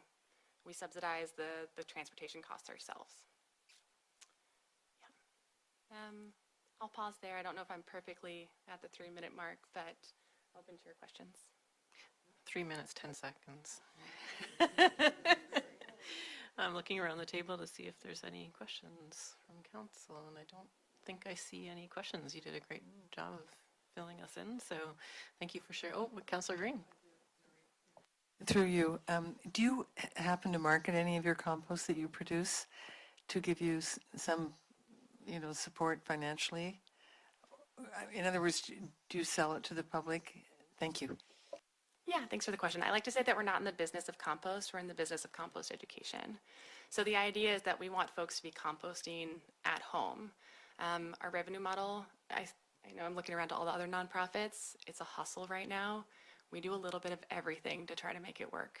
So we sell t-shirts and worm bins and composters, you name it, but education, as we know, is not profitable, and it shouldn't be. So we look for nonprofit partners and funders and supporters to make it all work. I appreciate your straightforwardness. Thank you. Thank you so much for your time. Welcome the next speaker, Sandy Hodson from the Crisis Intervention and Public Information Society of Greater Victoria, also known as NEED 2. Had an RSVP, that they're attending online. There we go. Hi, Sandy. So you can go ahead whenever you're ready. You have 3 minutes to present, and then I will allow my council colleagues to ask questions should they have any. Okay, great, thank you. Thank you for having me this evening. I'm Ms. here from NEED 2 Suicide Prevention, Education and Support. I'm our operations manager. We're a local nonprofit here in Victoria focused on preventing deaths by suicide and promoting mental wellness for youth as well as the community as a whole. And we're looking for support for our what we call our youth suicide prevention program, which is a collection of workshops that build on each other throughout a student's journey through school to support in building resiliency, mental health and emotional literacy, as well as awareness of tools and resources that can be utilized to support their own mental health as well as support their peers and friends. And to give a little context around why this is such an important concern for us is we do post workshop surveys at all of our suicide education and awareness workshops. So that's for grade 8s and high school students. And we've asked students a little bit about their experience when it comes to thoughts of suicide. And what we found is 1 in 4 students have had thoughts of suicide at some point in their life. And another 1 in 4 students have had a friend tell them that they've had thoughts of suicide. So it's just really clear that this is, an issue that needs to be considered about in our very own communities here in Victoria. So our youth suicide prevention program is 4 workshops, or a collection of 4 workshops. We start in grade 4. We just launched our Mindful Explorers series this fall, so we're really excited to be able to offer programming in Oak Bay at the elementary level. So this is 5 sessions introducing grade 4 students to the foundations of mindfulness through curiosity and exploratory activities. We then move into our Mindfulness for Middle Schools program, which serves grade 6 students. That builds on those foundations of mindfulness and introduces also some of the brain science to offer an explanation for why mindfulness can be such a useful tool in supporting one's mental health. Then we move into our, we call C workshop, our Suicide Education and Awareness for Younger Years. So this workshop is delivered to grade students. And we are very lucky to every year get to return from Monterey Middle School. Just this past month, we delivered this workshop to their 6th grade 8 class, 6 grade 8 classes. So this is a workshop really focused on exploring mental health, the stigma around mental health and why it can be challenging to talk about, but also the importance of talking about it and how to recognize not only mental health struggle in themselves, but also their peers and friends and how they can get connected to trusted adults for support. We then continue to build on those conversations in our C for Older Years workshop, which we deliver in high schools. And this workshop, just continues to explore the nuances of mental health and also explores how students can have more direct conversations about suicide. As much as we want youth to go to the trusted adults in their life, we also recognize that often the first person that a student or youth tells about having thoughts of suicide is another youth. So how they can navigate those conversations and for support, and then get them connected to trusted adults for further ongoing support. You are at your 3 minutes if you can. I know it's an important subject, but if you can wrap it up. Thank you. Yeah, no problem. I just wanted to add that we're really excited. We just revised our high school workshop. We revised the structure a little bit to make it more accessible for high schools. We know that they're so busy and strained, and we wanted to make it easier for this workshop to be scheduled. So we're excited that now we're more easily getting to high schools and currently in conversations with Oak Bay High. So looking forward to bringing that content to them. Thank you for your time. Thank you so much. I'll just look around the table to see if any of my colleagues have questions. Councillor Patterson. Yes, thank you, Chair, and through you to the presenter. Thank you so much for the presentation and for the work that you do. I believe your organization was the organization that ran Youth Space, and I know that it closed after, I well, over a decade of operation. I'm just wondering if you can speak to why the closure, if it was financial or just different programs that you were undertaking. Thank you for that question. Yes, unfortunately, we did close of January of last year, and it was mainly due to funding constraints. What we saw was just with particularly the launch of 988, which is the National Suicide Crisis Helpline, that just seemed to kind of take away from funding that was being offered for smaller crisis lines such as ourselves. Just, with a kind of more national, larger scale project kind of offering that service, it was more difficult to acquire funding for a smaller local crisis line. So yeah, it was nothing to do with, we really saw the importance of that service and we were really sad to close it down, but are hoping to explore other ways that we can, fill the gaps that are in the community with future programming.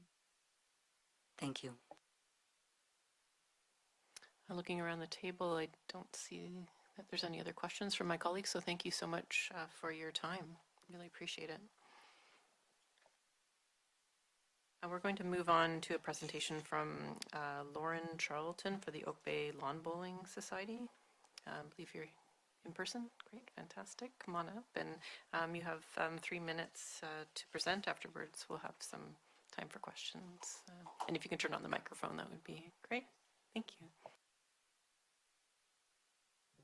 Hello. Yes. Thank you for the opportunity to speak to the grant and aid application for 2026. I'd like to begin by taking a moment to thank the District of Oak Bay personally for providing a letter of support to the club in their application for a federal New Horizons application that we submitted in 2023. Yeah, your support assisted us in being successful in that grant, and we received it in May of 24, and we were able, with that money, and some funds from our club as well, and 600 hours of volunteer member labor, to tear down and replace our main structured sunshades.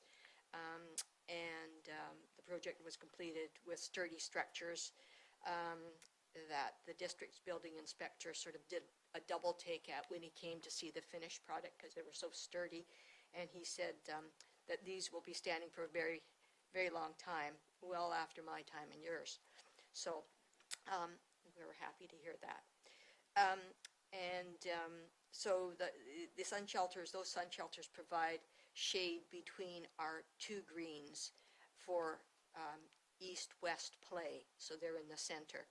However, we have benches along the north side for the north-south play, and the north side just gets beaten with the sun in the summer.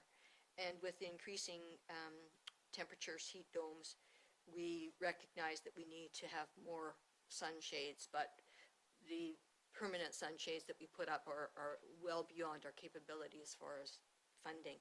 So we're looking at rectangular pivoting umbrellas that can be put up, and with customized hardware so that we can, and then take them down at the end of the season. So we've had several incidents of members suffering from heat and withdrawing from play despite adding misting station and mobile water coolers. And this leads to our grant request for this year, which is to install 20 pivoting umbrellas and hardware to customize it for maximum flexibility, and a shed and foundation to put them in between the two greens. And Oak Bay is a nonprofit organization that's been a community to thousands of members since it was recognized by the district in 1957 after starting as a club in 1954. The club is open to members every day of the year. It provides many activities for physical and mental exercise. We have players as young as 8, not a lot of them, and as old as 93 or more. Amazing. That is your time. If you can wrap Okay. up, that would be great. So we're a community that's pivotal to daily activities for many members, and we work to be accessible by providing launchers and bowl lifters for members with knee and back problems. And we have a young player that's just started in wheelchair bound, and we've made some accommodations to support him. So we consider ourselves to be proactive, and we look to make improvements to facilitate our members remaining active as long as possible. So the club is a property of the district, and all of the improvements to the buildings and grounds support the sustainability of the property. And so I'd like to thank you for consideration of our grant and aid application. Thank you so much for sharing that. I will look around the table to see if there's any questions from my colleagues. Mayor Murdoch? Sorry, thank you, and through you, Chair. Just for our clarification, of the project for the 20 umbrellas and shed, what is the total project cost, and what share of that are you looking for from the municipality? The total project cost is $5,600, with $3,000 for the umbrellas and hardware fittings customization, and $2,600 for the shed and foundation. Okay. Yeah. So the ask is for support for the entirety of that project? Yes. Okay, thank you. Thank you, Chair. Great.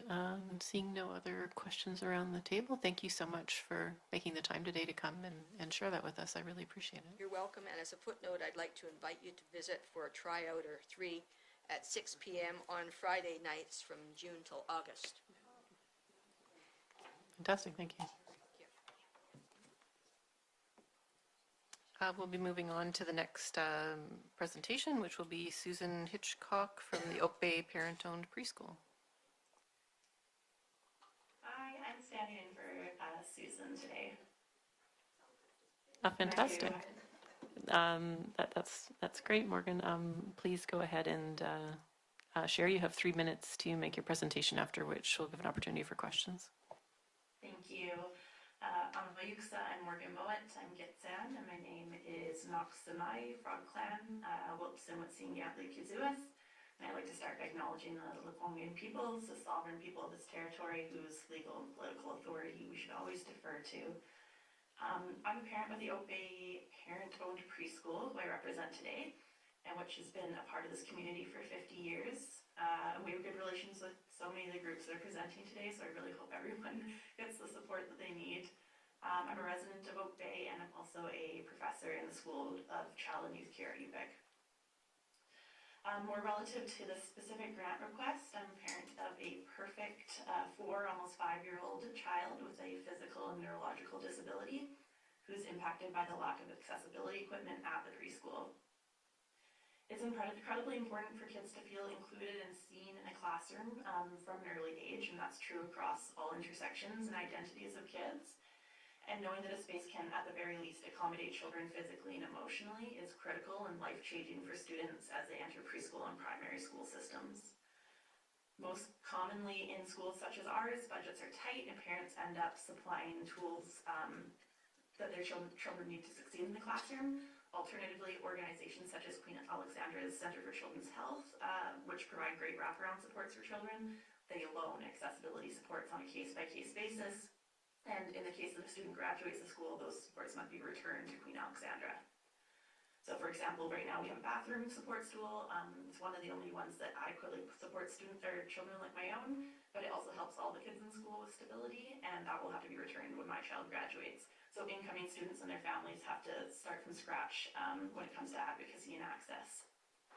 And while the funding that we're requesting is going toward a collection of accessibility tools for the classroom, we recognize that both children with disabilities and those without disabilities benefit from the tools that help them regulate and participate.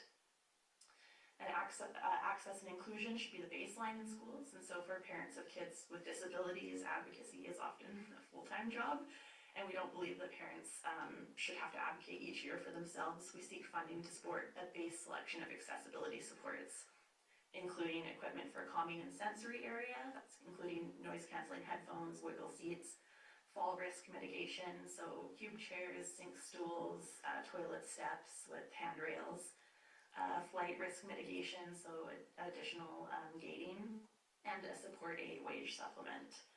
We want to have all kids in our classroom, and the only way to do this is to ensure that our spaces are accessible, and this will help our school be proactive, not reactive, when it comes to critical accessibility. Thank you. Thank you so much for that presentation. I'm just looking around the table to see if any of my colleagues have any questions. And I'm not seeing any. Oh, Mayor Murdoch. Just sure, through you, Chair, if I could just ask, the amount that's in here is laid out for the accessibility improvements. Can you just talk on other things that you've done for looking at other fundraising channels for the same equipment? Yeah, so I'm sorry because I'm representing our grant coordinator tonight, so I don't have all the info on it, but we've applied for larger provincial grants specifically to support like play yard accessibility that could also contribute to something like this. But these accessibility supports are something that we hope to see, implemented swiftly in the classroom and accessible to the new incoming students after the summer. So specifically, this is towards the indoor accessibility that we've applied through Oak Bay. Thank you, Chair. Thank you. I don't see any other questions around the table, so thank you so much for your time to give that presentation today. We are going to move on to the next presentation. We have Priya Sharma from Recovery Tales Society.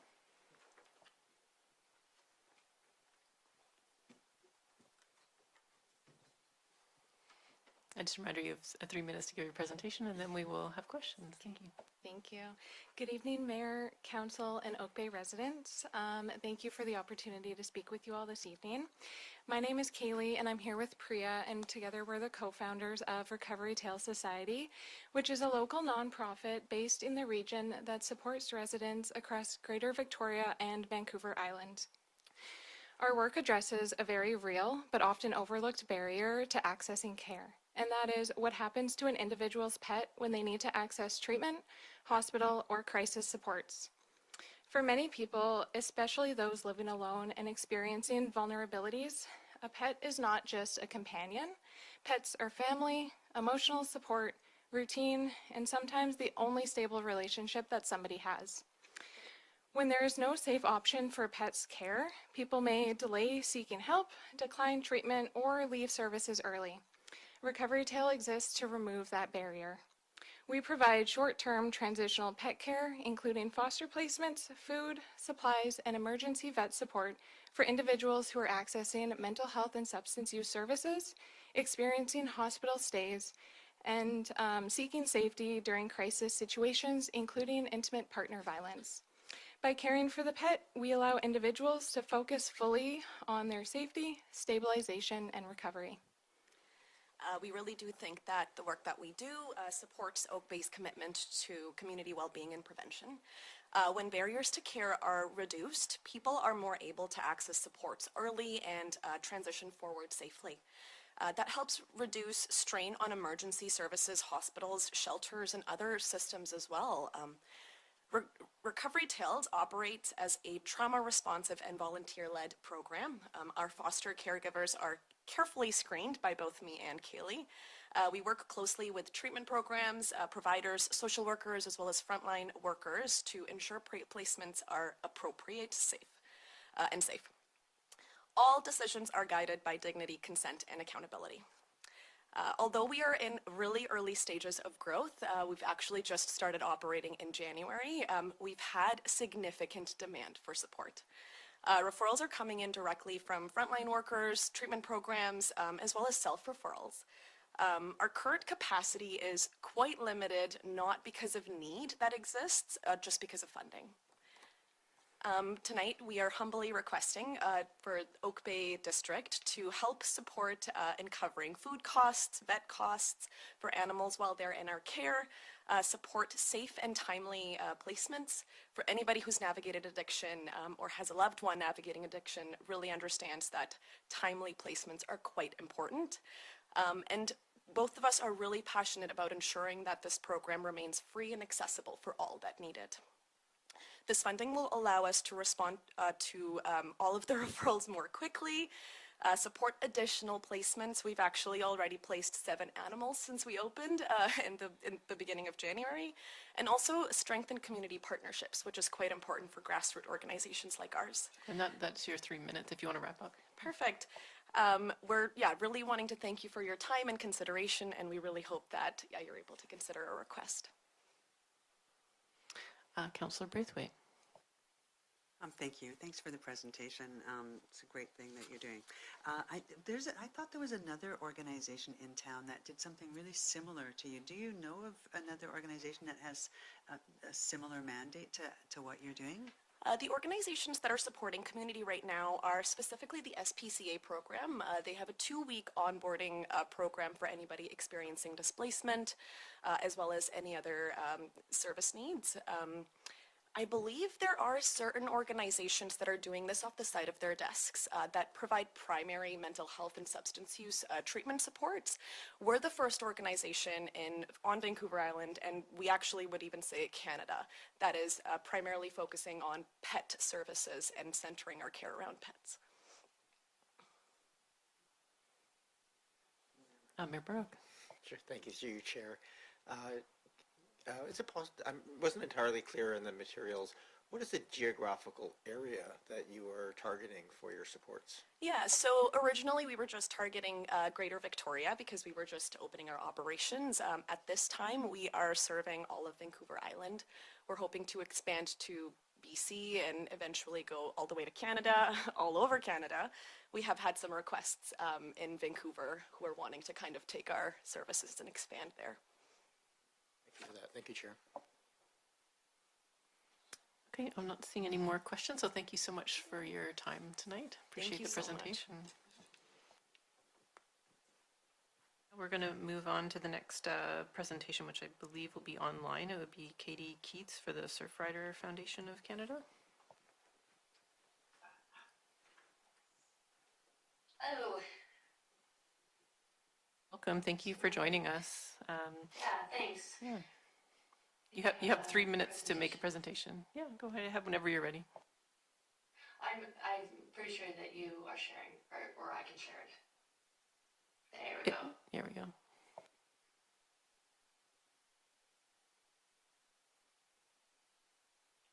Well, while that loads, thanks so much for having us again this year for the second year in a row. My name is Katie Keats. I'm the Beach Cleanup Program Manager for Surfrider Foundation Canada. We are a nonprofit that has been operating in BC, particularly on the island, for 20 years this year. And our mission is the protection and enjoyment of the world's oceans, beaches, and waves for all people through a powerful activist network. Oh, sorry, you can skip to slide number 3 now. Yeah, thanks. So we are mostly volunteer run. Our national network of chapter and club volunteers are the first response to local threats in coastal communities when it comes to plastic pollution, water quality, and other issues that harm the marine environment. They're the boots on the ground to collaborate with staff like myself to carry out our mission through campaigns and programs in local communities. So we have chapters in Vancouver, Pacific Rim, our South Vancouver Island, newly in Mid-Island in Nanaimo and Atlantic, and then we've got student clubs across the country, including our newest club, Mount Doug Secondary School here in Victoria. You can go to the next slide, please. So our activities in Oak Bay, our South Vancouver Island chapter, as I mentioned earlier, has operated in Victoria for over 20 years. We provide various environmental services like shoreline cleanups, water quality monitoring, youth education, public access to fresh water, and we lead advocacy campaigns to address plastic pollution. So we've got several coastal victories within the Greater Victoria region to address single-use plastic products, as well as advocating for clean water and stormwater solutions. Our University of Victoria and Mount Douglas secondary student clubs also host several shoreline cleanups at Willows Beach each year. Next slide, please. So our beach cleanups are the program that we are requesting funding for again this year. Staff and volunteers host several cleanups at Willows Beach every year, bringing out up to 200 volunteers and removing up to I have 60 kilograms here, but I do have a little update on this. Our South Vancouver Island chapter hosted their January annual cleanup at Willows Beach. This year, with 120 people, and they collected over 100 kilograms of debris from the coastline at Willows. And all of our cleanups are open to the public, and all people are welcome to join. Next slide, please. And so our funding ask this year is to continue to provide opportunities for Oak Bay residents to engage in our beach cleanup program. We did receive $3,000 last year, which we're very grateful for. We are seeing a decrease in funding opportunities across the board. And so we have increased our ask to $5,000 to support our current beach cleanup needs. This includes supporting volunteers with food and beverage, operating costs from staff perspective, as well as any increase in materials that we require to run a cleanup. And this is your 3-minute mark, so if you can wrap your comments, that would be great. Thanks.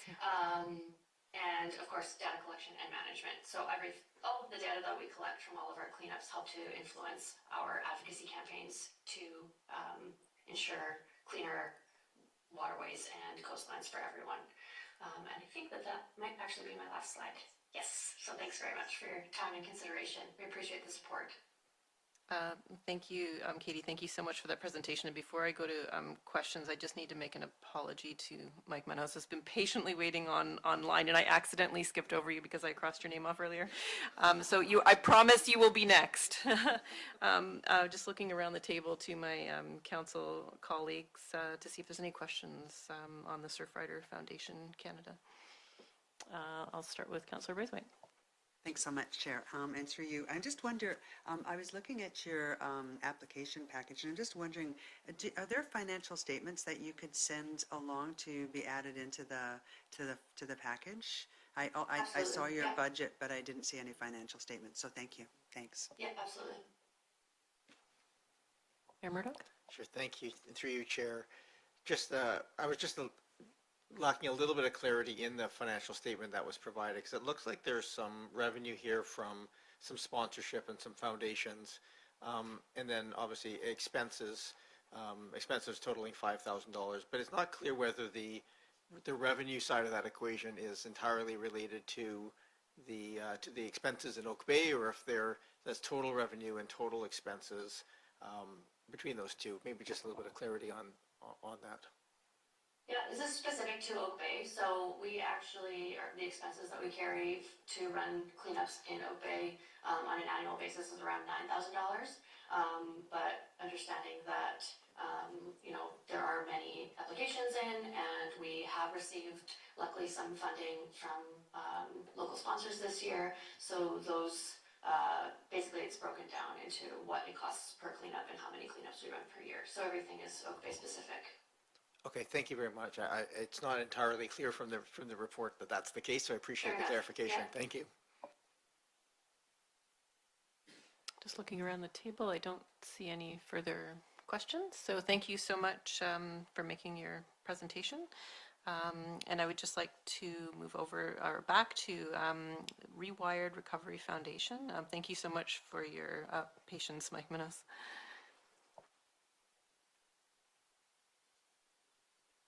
Thank you so much for taking the time, you guys. My name is Mike Manhouse. I'm part of Rewired Recovery Foundation. About 3.5 years ago in 2022, we started a festival called Soberfest. The goal at the time was to raise a half-price treatment bed, or get a half-price treatment bed, raise enough money to send one person to treatment. At that time, nobody would even give us a facility to do the show out of, because they thought, well, we really don't want addiction or addicts hanging around. And we ended up being at a shooting range, the South Vancouver Island shooting range. Since then, we moved into Star Lake Stadium. Since then, we've raised over $3 million in treatment beds. We've sent 102 people to treatment. We sent 13 since Christmas Day. It's a completely volunteer run, registered charity. I do this off the side of my desk. On Christmas Day, I had a phone call that I took, and my family wasn't too impressed, but we had a person in treatment within 24 hours. Soberfest is a community event. Last year, we went from 500 to 2,780 people last year. That's one of the largest festivals in Vancouver Island and Victoria. The festival now and it's getting harder and harder to put on. Most festivals make all their money off of alcohol. That's how they make ends meet. We don't sell alcohol. We have a family-friendly event that we have. We spend $15,000 now to have a family-friendly kids zone. It's open to all ages. We help smash stigma. We give people a place where they can practice living life. A part of recovery is not just going to treatment and coming out and being okay. I also now partner with The Forge, I partner with Umbrella, I partner with Lions Pride, Pay It Forward, the lovely people from Recovery Tales, and of multiple municipalities. We need to give people spaces to learn to live life again. We're not supposed to be pariahs. We're not supposed to remove ourselves from community. We need to be able to go to festivals. We need to be able to go to different locations and not hide from what's going on in community. Soberfest gives people a chance to do that. You get to be at a festival where it's safe, surrounded by people in recovery, celebrating your recovery, and being able to build up the skill sets you need so you can go to Rifflandia or any Oak Bay Fest or any other festival out there. I think that's all I have. I'm hoping you guys will consider our ask. I know it's a large ask, it's $7,500, but we do have, last week, North Saanich approved our funding.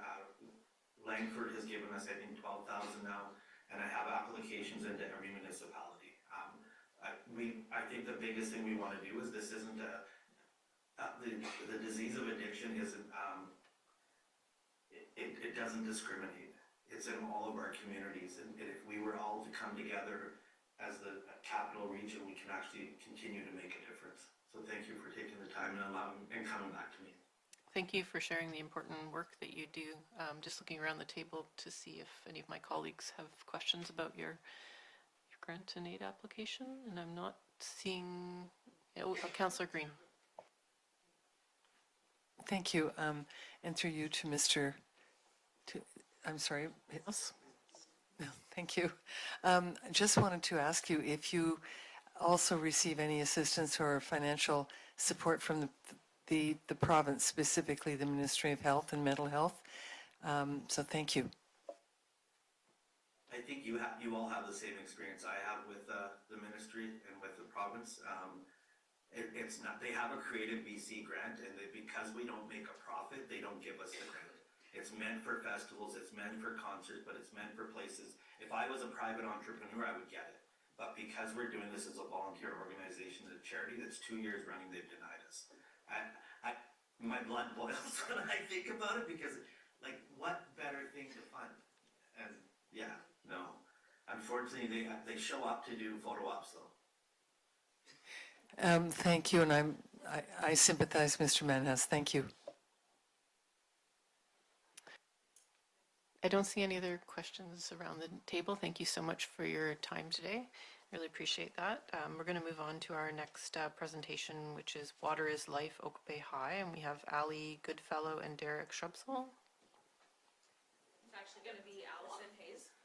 Allison Hayes. Shrubsole, and Okay. I've got 3 of my students with me today. Welcome. Probably heard the drill. The microphone's on already, and you have I'm three just gonna minutes. stand Yeah. behind them and use my Yes. teacher voice for the first little bit, and then they get to use the mic. Amazing. So as I said, my name's Allison Hayes. I'm a science and inclusive ed teacher at Oak Bay High. These are 3 of my students. I'm Paisley. I'm Isla. I'm Ella. Second slide, please. And so Water is Life is a high school science program that creates informed global citizens about the topics of water sustainability. The goals of Water is Life is to facilitate the development and sharing of scientific information, primarily in ecology and water sustainability. The goals are also to create collaborative networks and friendships, and to develop leadership skills and diplomatic skills. This is a group that's going to be going to the Netherlands with 40 other schools from around the world. It's all high school students. They all design a research project around water. They have to design the experiment, conduct it, write a proper paper, and then present it amongst their peers. Next slide, please. This year's project, we have 2 groups. One is Bowker Creek Salmon Incubation Box. This is in collaboration with the Friends of Bowker Creek. And the second group is working on growing kelp under thermal stress, and we're doing this in collaboration with Blue Features Kelp. Next slide, please. Our first group plans to extend the Chum Salmon Egg Box project that happens in Bowker Creek every year by adding a second box. They've currently been assessing the 2 potential sites in Bowker Creek near our school through testing stream flow, temperature, pH, turbidity, and dissolved oxygen, and collecting information to update statistics about the creek for the upcoming arrivals of the new salmon egg boxes. Next. So, some of the benefits of the Salmon Incubation Box project include salmon recovery and population growth, which was previously diminished in the past years. It also brings awareness to the community and educates the community on what's going on in Bowker Creek and the problems, but also how it's getting better. And also, it's a step forward in Indigenous reconciliation, and we want to honor the Indigenous connection and previous uses of Bowker Creek, and we hope that the reintroduction of salmon will help to start restore it and bring it back to what it was like before pre-pollution. Next slide, please. So the second project, the Kelp Climate Change Project, is it's watching the kelp growth and how kelp growth changes as water temperatures rise due to climate change. What our project will be doing is observing the kelp growth at a microscopic level. We'll be using our school aquarium to create a controlled environment and use the proper techniques for optimal results so we can observe how the kelp grows. And we're currently writing our scientific paper to present at the International Science Conference at Merck College in the Netherlands. Next slide. The impacts on the community. Kelp forests are highly productive marine ecosystems that inhabit thousands of marine species all around the planet. As seen in the bottom photo, the green is kelp forests across the entire planet. Educating the community in schools about kelp and its CO2 intake is very important because giant kelp is lost at a very quick rate, especially right now because of climate change. And it affects so much of our pollution and it is affected so much by climate change, overfishing, and poor water quality. And in many cases around the planet, it is lost. In Tanzania and North California specifically, the giant kelp loss rate is up to 95%. So this grant and aid funds will help us also, we don't want to do it just for this year. The money that we'd get would help us run a similar project in future, and we also use it for other parts of our marine biology projects at school. So we try and be as smart with our money as we can. Thank you very much for that very well spoken and collaborative presentation. That was really lovely. I will just look around the table to see if there's any specific questions from my colleagues. Mayor Murdoch. I don't really have a question, but I just wanted to, you've been sitting here for a while, and it's interesting, we've never actually had a request for funding from a high school for a project like this before to support a trip. So it's hard to square it with our policies for funding, but it's fascinating to hear what you're actually working on. So I just wanted to thank you very much for coming here, and obviously we have some deliberation to do as part of this, but really good work that's going on in the school and at the thing coming up. So there's some way that we can help. But thank you. Thank you. Thank you. Yeah, anything helps. Thank you so much for your time. The next application we have is for the Where to Start Society. Zoe Wells. Looked like it was going to be potentially an in-person. Oh, there we go. Welcome, and you've probably heard the drill. The microphone's on, so that's great. You have 3 minutes to make your presentation, and then we may have some questions for you. So good evening, and thank you for the opportunity to speak with you today.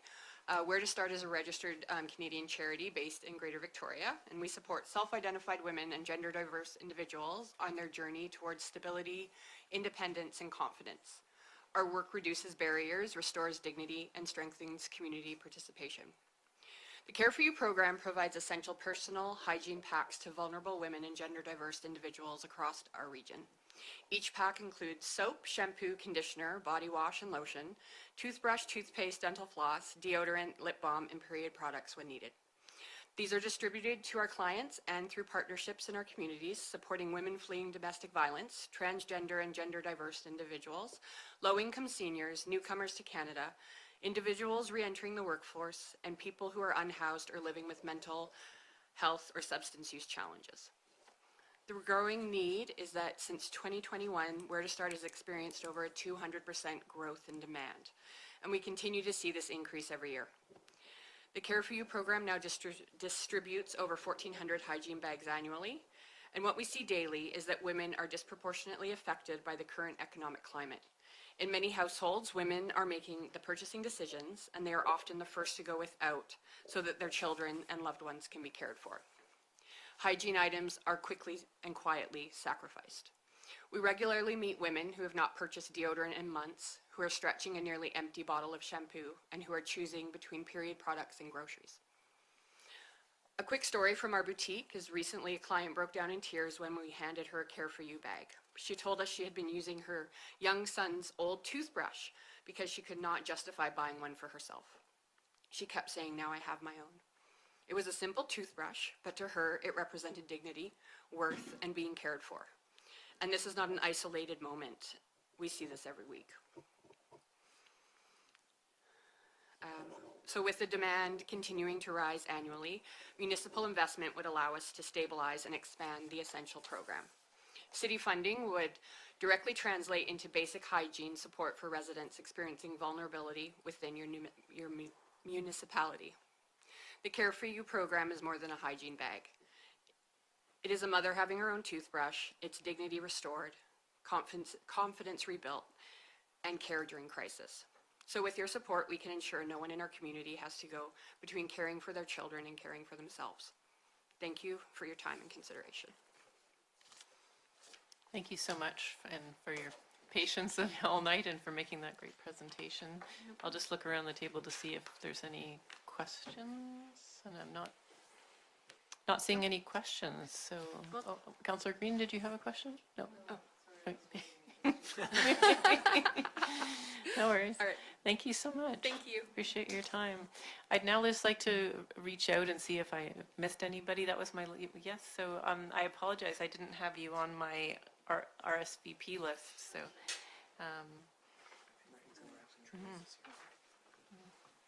Permission to approach. Definitely permission to approach. I'm imagining you're here with Reconciliation. Yes. Okay. Fantastic. Thank you for your patience in waiting.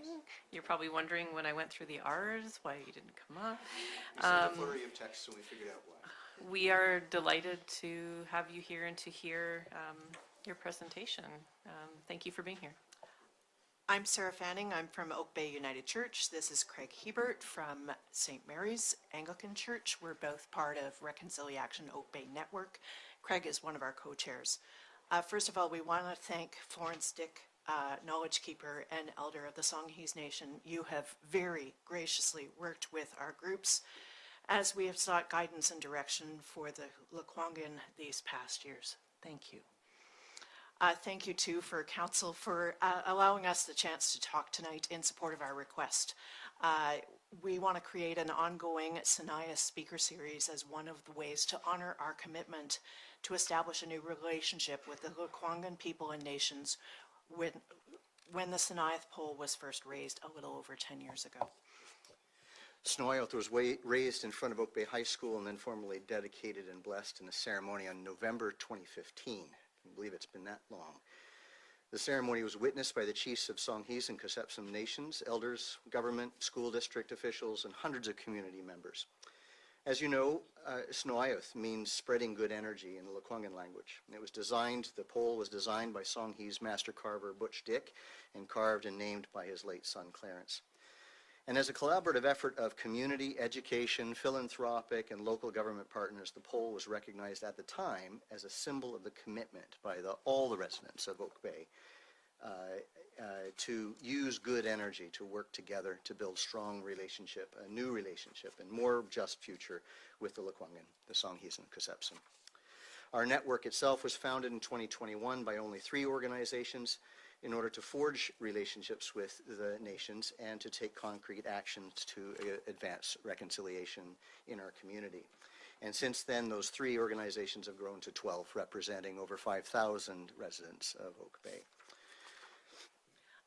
We're asking for grant funds that would be used to launch this Saniath series with inaugural events this fall as a pilot project or proof of concept necessary to establish eventually an ongoing twice-a-year Saniath series. Topics and speakers would be chosen in consultation with the Lekwungen Nations and with Songhees master carver Butch Dick as designer of the Saniath pole. And that is at the specific direction of Songhees Chief Ron Sam. The organization of both daytime and evening events would be in accordance with the appropriate protocols. And we see Oak Bay as definitely one of the partners in this and not just a funder of the series, represented on administrative and selection committee for the event.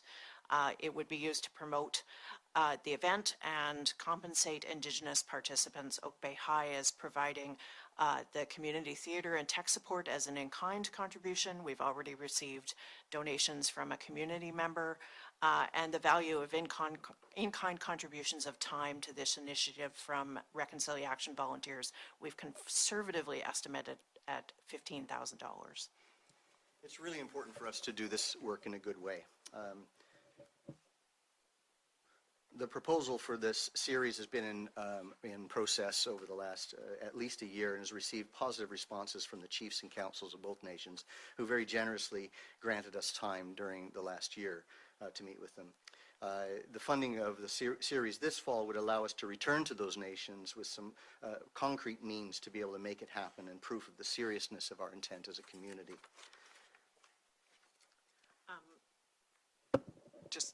This series would aim to build our community awareness, our memory and understanding of the history, culture, use of an occupation since time immemorial of the land that we today know as Oak Bay and the current aspirations and priorities of the Lekwungen people. It would also be a response to the Truth and Reconciliation Commission of our calls to action, specifically 6, 9, 10, 43, and 57, and be a step towards implementing this council's motion from February of 2022 to adopt and implement the Declaration on the Rights of Indigenous People. And over time, we hope to help shift residents' thinking about Oak Bay from being just about Oak Bay to being very much a shared of the land and its peoples. Thank you so much. Thank you. Councillor Braithwaite. Thanks so much, and thanks very much for your presentation. It's been, I've been enjoying sitting around the table talking to you about this. I was wondering if you could just talk a little bit about the program. You talked about a little bit of the daytime program, and I just want to, if you could expand on that to let the rest of council know what that would involve with students at the high school. Yeah, again, we've only been able to speak in conceptual terms with the nations themselves in terms of what would be appropriate, but we've certainly had guidance that starting in the high school during the day and activities that might spread throughout the day, we've had support from the school district and from school leadership here at Oak Bay High School, which would become a linchpin, first of all, for the kids, because the students, I mean, they see the pole there every single day, and allowing them to be able to draw that meaning of that into their own life and their learning would be very, very important. And then either during that same evening or maybe in a very proximate day, again, due to scheduling opportunities, that's when the whole community be able to be welcomed into the process as well. And what those activities, events, opportunities to interact would be entirely dependent on the speakers that we're able to draw in. Thank you. Do you have any other questions around the table? Mayor Murdoch? Yeah, thank you, and through you, Chair, and thanks for this initiative. It was very promising. Just for one item of clarification, in the application it speaks to two events per year, with one this fall and one next year, subject to more funding. So I'm just curious if the ask here is for two events or if it's for one event. It wasn't that clear. The asking is just for this one event. We understand that this is just a single budget year. This is a pilot project. We are looking ahead to hopefully be able to find the wherewithal and the funding to be able to do this on a twice yearly basis. And so subject to what we're able to discover through that first experience, we may be coming back here, or we may also be able to leverage some more community funding in some other ways as well. So really hoping to see this as an ongoing thing with some momentum that becomes embedded in our life as a community. Yeah, thank you very much for that. And not obviously for this year, it doesn't sound like, but I think it's a great initiative to include the school, and certainly they often do some significant fundraising inside the school to help support these kind of events as well. I think you get a lot of community support, tendrils out into the community to look for support if that was an option in the future as well. I'll leave it there. Thank you very much, Chair. Councillor Green. And through you, Chair, to both of you, thank you very much for coming and presenting today. Do you see this expanding beyond Oak Bay High School into other schools in Oak Bay? Is that something you have, you may have thought about it, but dismissed it because, I like oh the my way you're gosh. thinking, Councillor. I mean, I think it's really important for high school students, but I also think there are middle school students and elementary school students that would like to share in the knowledge and learning. Thank you.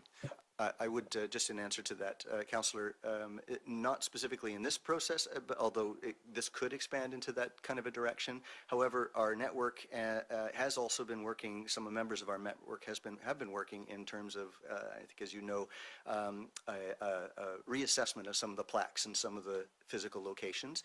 And in some of those conversations, we have been talking with some of the other schools because some of those plaques were actually unveiled with school children of their generation 50 and more years ago, 80 years ago, and for them to be involved in the process of working with the nations in renaming spaces and retelling the story would be important for us. Thanks so much.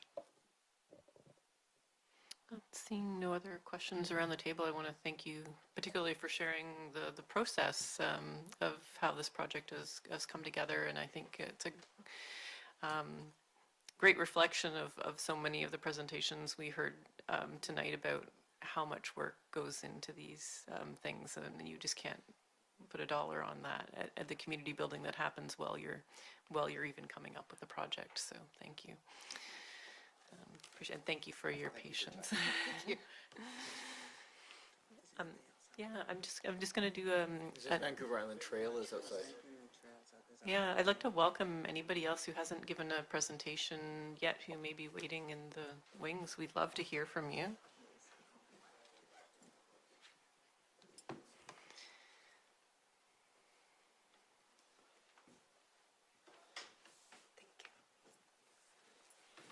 Welcome. Good evening, Mayor, Council, and staff. Thank you very much for inviting us here this evening. My name is Liz Bicknell, and I am the president of the Vancouver Island Trail Association. And I've learned this evening that I need to change my name and start with A Vancouver Island Trail, so I'm top of the list as opposed to waiting here until the very end. Switch it over once in a while. Start at the end of the alphabet. So we have requested a $1,000 grant from the Grant and Aid program. This is an extremely special project because what it's going to do is connect Indigenous youth to the land. They have been disconnected, and history tells us and shows us how, but also an important thing is that the elders need hope to see that the youth are connected to the land. So what we're asking for is $1,000, which will provide outdoor clothing for the youth who are going to come and actually remove non-native plants from Anderson Hill, which is the start of the trail. And, excuse me, I hope it'll actually be the catalyst for other projects within Oak Bay, because I know that there are similar needs, for example, in uplands. But the Anderson Hill is the start of the Vancouver Island Trail. Sorry. So we will have 4 Indigenous youth. We are building on the success of a program at the Gorge Waterway Action Society, and we know that's 4 years of success with Indigenous youth, working with an elder like Florence, thank you very much, to help the youth connect with the land. So the grant is for outdoor clothing, boots, long pants, shirts, hats, so that the youth feel confident in the work that they're doing, there's dignity in the work that they're doing, and they can have pride in the work that they're doing. So I'm going to hand over to my partner, Florence, and also Brad. Hi, Chikasiam. I just want to say, I want to thank everyone for being here, seeing familiar faces tonight, and, it's just warming my heart to be here and talk about the project. I've been working 5 years now with the GWAS organization, and it's going so well. Someone else had heard about it and picked up the same, aspirations of what we're doing, working with the younger youth that are, just starting out into a job sector. And when I started, it was just supporting them, driving them there, handpicking the people actually first, and then going to pick them up every day to bring them there.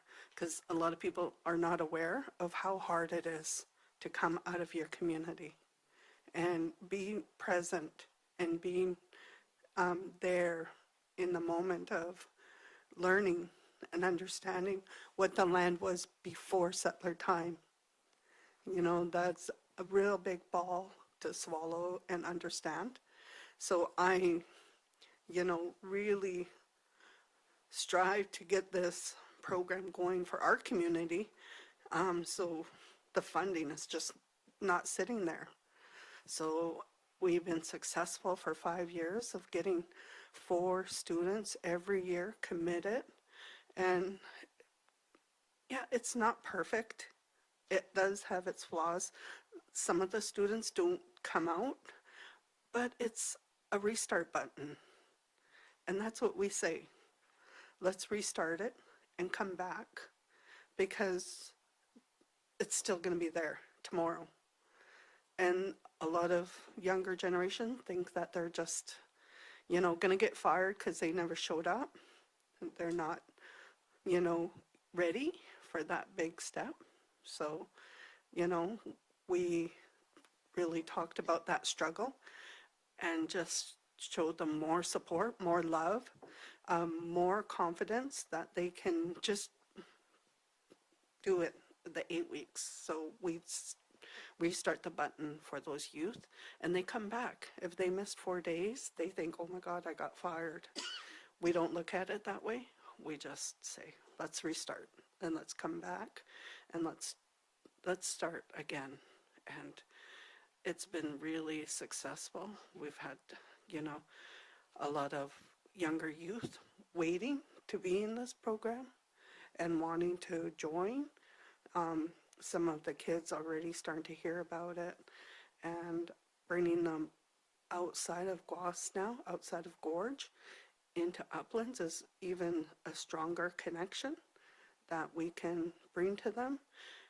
Because I know the first year I actually took them to Willows Beach and talked to them and really committed, the understanding of who we are as the people of the land.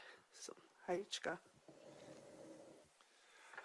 Good evening, Council and Mayor. I'll only take a moment. My name is Brad Proctor. I'm the Executive Director of the Gorge Waterway Action Society. We've been fortunate to run this program for 4 years with Florence's oversight. We've been primarily working in Esquimalt Gorge Park, and this year, after we reviewed our past year, Florence came to me and said, do you think we can get the youth into working into other spaces? I'd like to get them into other places in their territory. And after working with Liz, came and said, could we get them to Anderson Hill and spend some time in Oak Bay?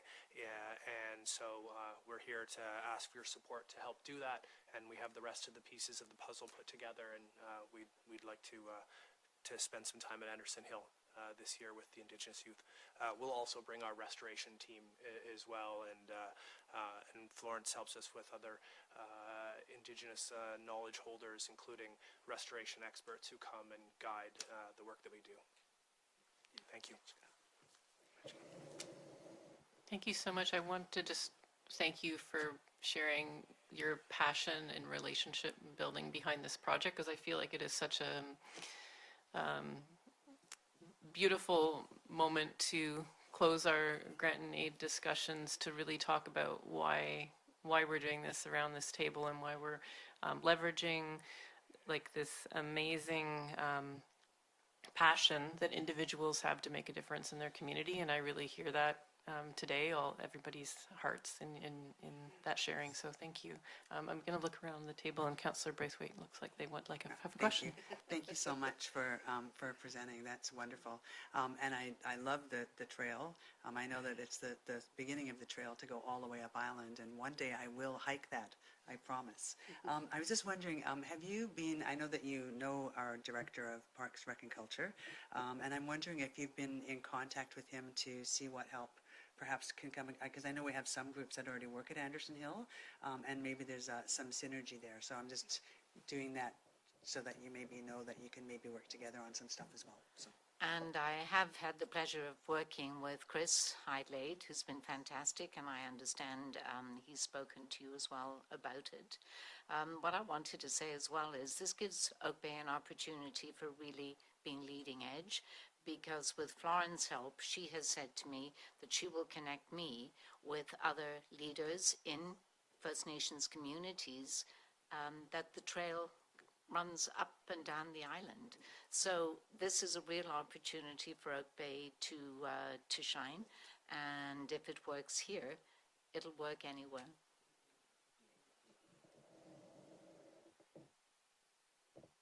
I don't see any other questions around the table, so I just wanted to thank you for coming today, for all of your sharing, and yes, I feel very grateful.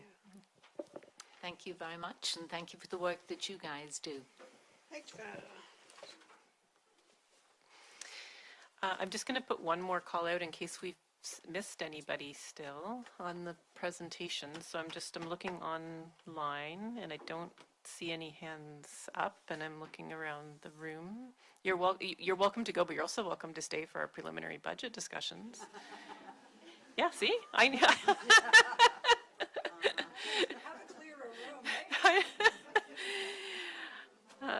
Thank you, everyone, for your time. So, yeah, those were such great presentations. I just want to ask Council if there's any further questions on grant and aid process in general, or the present that came up after seeing the presentations. So we're now going to, now that we've cleared the room, I'm going to open it up to public input, just in case there's any questions about the grant and aid process, because this item is open to public input, but there's nobody that wants to speak in the room, and I don't see any hands online. So I'll now close public input on that item. We do have a motion to receive the report. Would someone around the table do a seconder? I don't expect any further conversations, so I'll call the question. All in favor? None opposed. That passes. So we'll now move on to 7.2, the 2026 financial plan check-in. This report is open for public input. I will ask staff to present the report and allow council to ask questions, and then I will open up the discussion to public input. And then after public input, council will have another opportunity to comment and ask questions.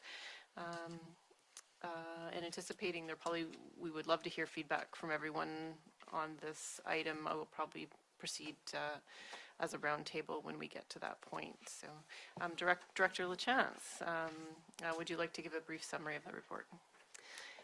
Thank you very much. Through you, Chair, to Council, good evening. I'm happy to be here to present a new report that we've introduced into the financial planning process this year. I was reviewing my notes as we were just getting ready to present this item. I had anticipated going through a short presentation, but given the time, I am okay to just provide a brief introduction as you suggested, Chair. If you prefer that I return to the presentation, please do let me know. Otherwise, I'll just provide a brief introduction. Excuse me. So as I've mentioned, pleased to be here to present this new approach and new report to Council. I am joined by my esteemed colleagues who worked tirelessly in developing the budget over a number of months. We are on the doorstep of the upcoming financial deliberations scheduled for March 5th and March 12th. This is an early look at how the cost drivers are impacting the budget and also how the tax rate is anticipated to be affected. It is only an estimate. Some of the assumptions and preparation and balancing the financial plan are still underway, but largely will be identified for Council if there are any material changes. I would also say that the report is just intended to provide some highlights. It's not an exhaustive list of the drivers, and is, of course, built on the process that we kick off starting in early September with the approved financial planning guidelines report. That report largely sets the context for how we'll prepare the financial plan. And then we go through an exercise with a rigorous work planning process alongside the Council priority check-in that happens late in the fall session. All of that culminates into the inputs along with assumptions of economic condition, interest rates, and investments that will be previously directed by Council. You see it laid out in the report and attachment 1 for Council's consideration. This is an information report. There is no direction that Council has to provide for us, but we absolutely wanted to check in early and make sure that when we come back to you with deliberation, the budget package and opportunity for discussion, deeper dives, that we understand what Council's hoping to achieve. That allows us to prepare. Maybe there's certain priorities that Council would like to give us input on today. We can take that away, bring that back as input. It doesn't necessarily need to be in the form of a motion, but of course we can take direction at any time. I will, of course, on behalf of my colleagues, encourage Council to wait and receive the full budget package from us on March 5th. We have reserved March 12th for, just as we did last year, a fully Council-directed evening in terms of what that discussion and agenda will look like. At the end of March 5th, we will confirm that with you. And provide the opportunity for Council to make changes that following evening. I'm sorry for the very short run through. Of course, when it comes to budget, I go on and on, but I think I'll stop there and turn it over back to you, Chair. Thank you. I appreciate that. And that was a great summary. So I think that puts us in a good place to I guess start by asking some questions around the table. If anybody, that was a really concise summary about where we're headed, but does anybody have any initial questions for Director LaChance? Councillor Green. Thank you very much, and through you to Ms. LaChance, thank you very much for the report and the comments, also for the attachments. We did last year identify a tax rate of around 10.5%, if I'm correct. I just wondered if you could comment on that vis-a-vis this new version. Obviously, there are increases and concerns, so would you mind commenting on that sort of comparison? And what drove us to that decision a year ago? Thank you. Director LaChance? Thank you. So thank you for the question. The report does lay out a number of different cost drivers. Just to confirm for council, everybody's following along. I believe Councillor Green's referring to the year 2 of our previous 5-year plan, and that's correct. It was a 10.5 estimate, and the amount in front of you is higher, primarily resulting from changes in the assumptions. So we have contract obligations that have had higher indexing. So I would call that sticky inflation, sticky indexing that we are experiencing. So while inflation is coming down, we are still seeing some drive up of those cost adjustments in contracts.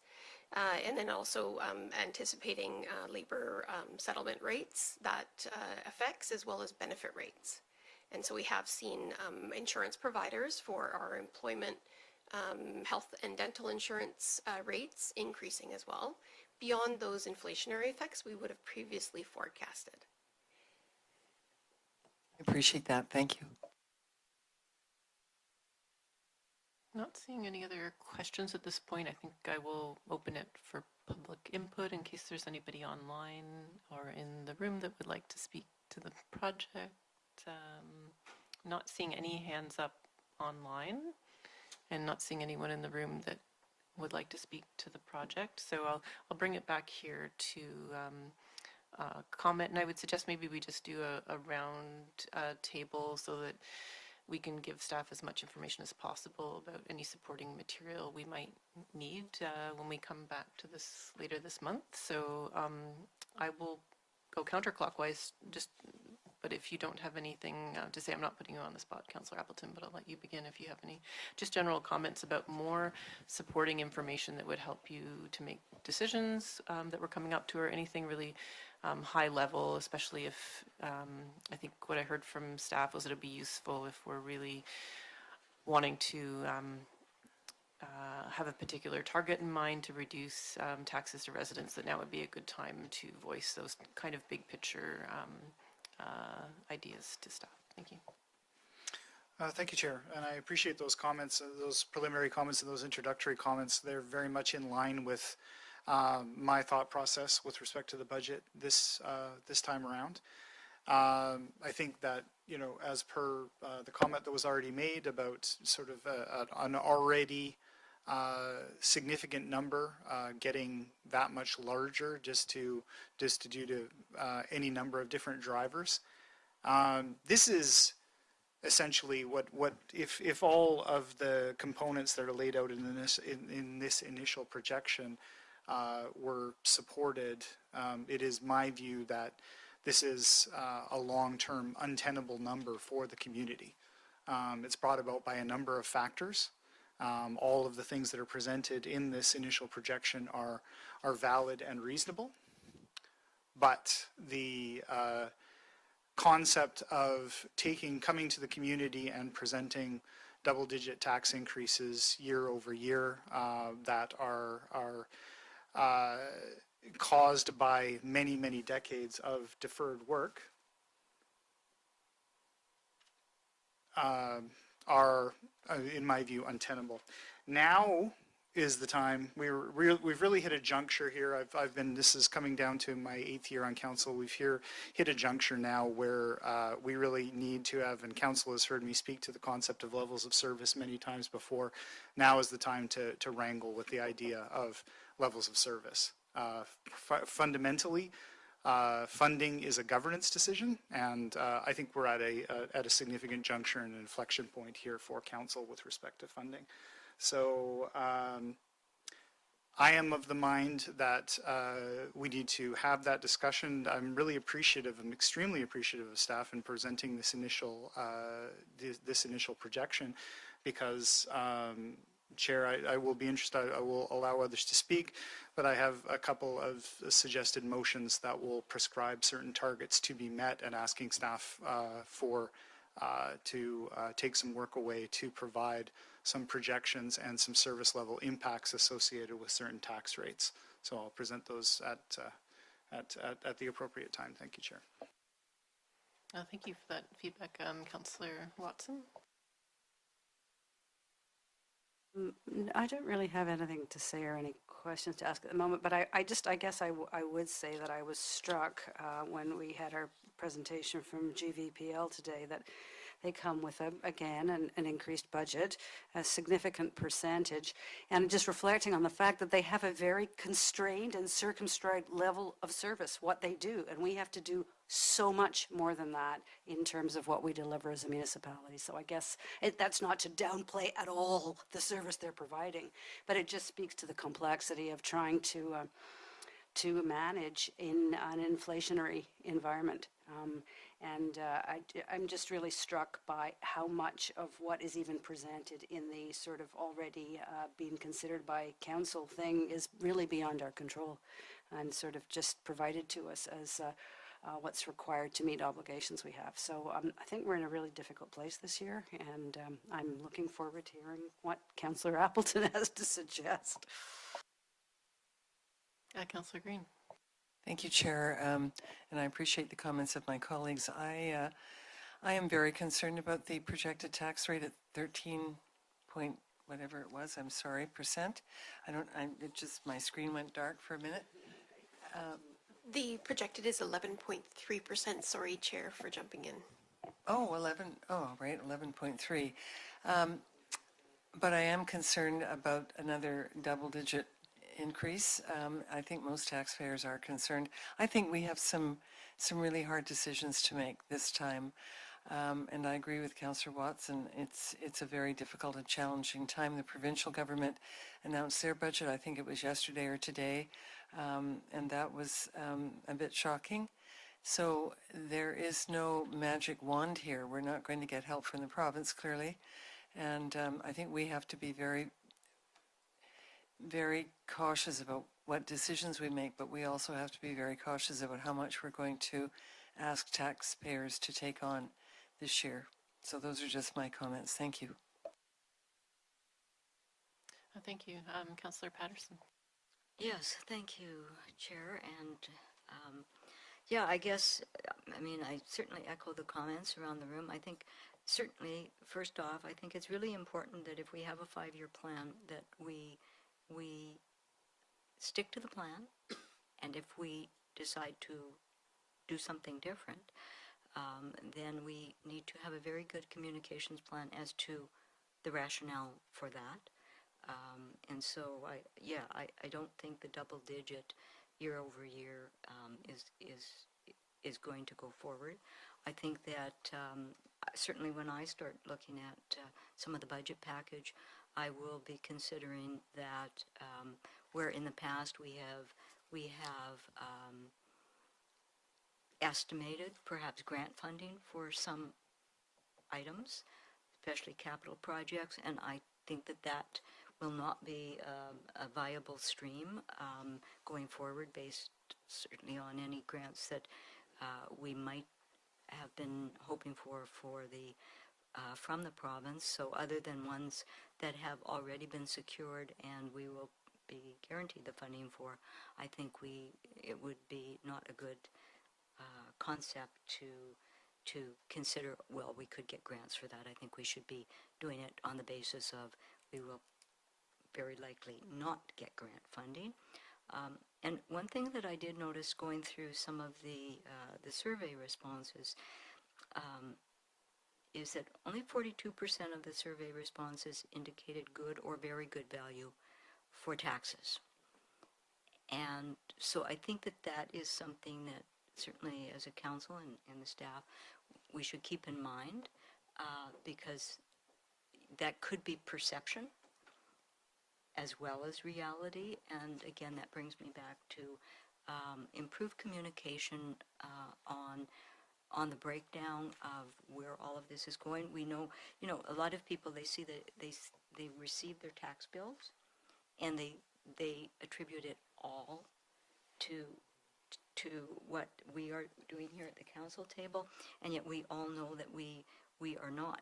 The municipal fees only make up 59% of our real estate tax bill, and I think we have to get that message out loud and clear, and also perhaps do a little better job of communicating some of the downloading, where some of the, like the library funding, the libraries have, we pick up more of the funding because the province picks up less. And so I think that if there's important services for communities, and we're getting downloading that we have not had in the past, and I see it certainly at Crest also, where Crest's formula of what we would receive from the province for the contribution to Crest was from landlines of telephones. Well, that day has passed, and yet we do not have, we have not been, we've lobbied through AVICC, we've lobbied through UBCM, and we continue to lobby for the province to find a different funding formula. But as these things continue to get downloaded, because if the province doesn't pick it up, then for things like emergency services, it's still necessary in our community, but we're having to carry more and more of that burden. So I think it would be beneficial if we can, at least on a higher level, identify where some of those downloading of services come from, and I would love to see certainly that survey responses indicate a little higher take up of value for money, and I think it is two-way, because I think that we've been doing a lot more work, certainly in the last council term and the council term before that, of certainly infrastructure work. And so there have been a lot of things accomplished, but I don't know that we always have done a good job at messaging out the accomplishments. And so I think as a council we should think a little bit more about the communications plan, but I would like to stay certainly not to exceed what we projected last year in our 5-year plan, and just pare back anything we can to try and get below the double digits, not only for this year but for the 5-year going forward. Thank you.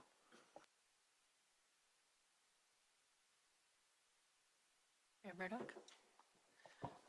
Thank you, Chair. And I probably echo what I've heard around the table so far. I think I do want to acknowledge the, our district has taken pretty substantial tax increases over the last, certainly the last 8-9 years, which as mayor in that time frame I can take blame for, or credit, whichever way you want to look at it. And I just want to acknowledge that those cost increases have really been driven by what I would consider, and I'm proud of, being a very responsible approach to managing our finances long term. We were quickly in the process of getting to the point where way too much of our engineering public works was getting spent on emergency break fix and not enough on replacement. And we don't know the future of grants. And we've done I want to acknowledge the work that's been done on all those pieces to get us into a much more sustainable financial model. We're not quite there yet, but we've come a long way, and it's allowed us to do a lot better long-term planning. Our Director of Finance and Asset Management, I'm really happy that those titles are together, because I think it really, look at the big cost of things, that's really one of the biggest ones. So I did want to acknowledge that. I also want to acknowledge that if you look at this, I wish we were going through this going, well, I'm not going to get my public garden, or I'm not going to get my flagpole that I wanted. I mean, none of this is new fluffy stuff. It's all essentially how are we running our organization in a way that is effective and efficient. So I just want to just say that, and so much of these costs are coming regulatory pieces that we have to add staff to meet regulatory requirements. They're just third-party service providers that are non-optional. I'll use ECOM as an example, which had multiple over 20% increases year over year that gets passed on to municipalities. It kind of goes on and on. So much of what we've been dealing with is in that framework. So there isn't, I know this is not a fluff and what can we cut out thing. It's just going to come down to, what are we willing to accept? And I think Councillor Appleton talked on service levels. We don't have a really clear service level kind of framework in the organization at this point, but I think, you know, the reality is we're going to all have to be looking at this and like, what can we do within the money that we have available to us, as opposed to what do we need to do, or how do we make it better? And I do notice that less than a quarter of the respondents on that survey supported new services for new taxes. They were really looking for, like, do what you do it well, and which has got to be about the most boring financial planning model in the history of mankind is, but we have a business to run, and we have money that we have to spend, and the guidance that we've given on things like, you know, expanding our fire services to meet the service levels and those things, I think we're doing them all in the recognition that this is required. We can't just kind of pretend that those requirements don't exist, or that the health and safety impacts don't exist. So that's been a big preamble saying I don't know what we're going to get to. I do recognize that really the overwhelming majority of this is very core. I'm very supportive of us continuing to keep adding our 2% or so every year to the capital infrastructure replacement. We again put all of that good work at risk if we're not sort of getting to a sustainable funding model, and that does apply pressure to all the other departments that we're well aware of. So my two pieces of this looking forward, I think one is, you know, I think we need to ask that, you know, a real look has to be looked at internally in terms of what can we do with, say, the existing staffing levels and so forth that we have, recognizing there are some growth that has to happen, and we've talked about this already with things like the fire plan. And then the other piece, I think, is just asking, without us getting into the weeds here, you know, what would it look like if we were to go from the 11.x to 9.9, let's pretend that we're under 10%, and then maybe even slightly less than that. What would that actually mean in real terms? I think what we've seen in the preliminary report, it would be quite dramatic in terms of what we'd have to be kind of changing our path. But I do think that we have to be objectively looking at that, saying maybe we just need to, you know, I don't like things like hiring freezes because they have a tendency to result in very inappropriate use of resources. You're not allowing what we have an excellent leadership team who are constantly looking at the dynamics of our organization and trying to find the best path forward. And I'm talking too long on this one, but those two things are probably the big things. Are one, what we look at what we can do within the largely within the existing staffing levels, and ways of managing that, and asking what would staff bring back as some options if we're going to get it down below. And I would say probably core is we've talked about a couple times, a double digit to get it below the 10%. Ideally, we get it down closer to 8, but I also recognize that that is, given the structures that's here, it's a huge stretch, and that really wasn't our financial plan going forward into this year. All right, those are my comments. Probably a bit too long. Thank you. Councillor Braithwaite.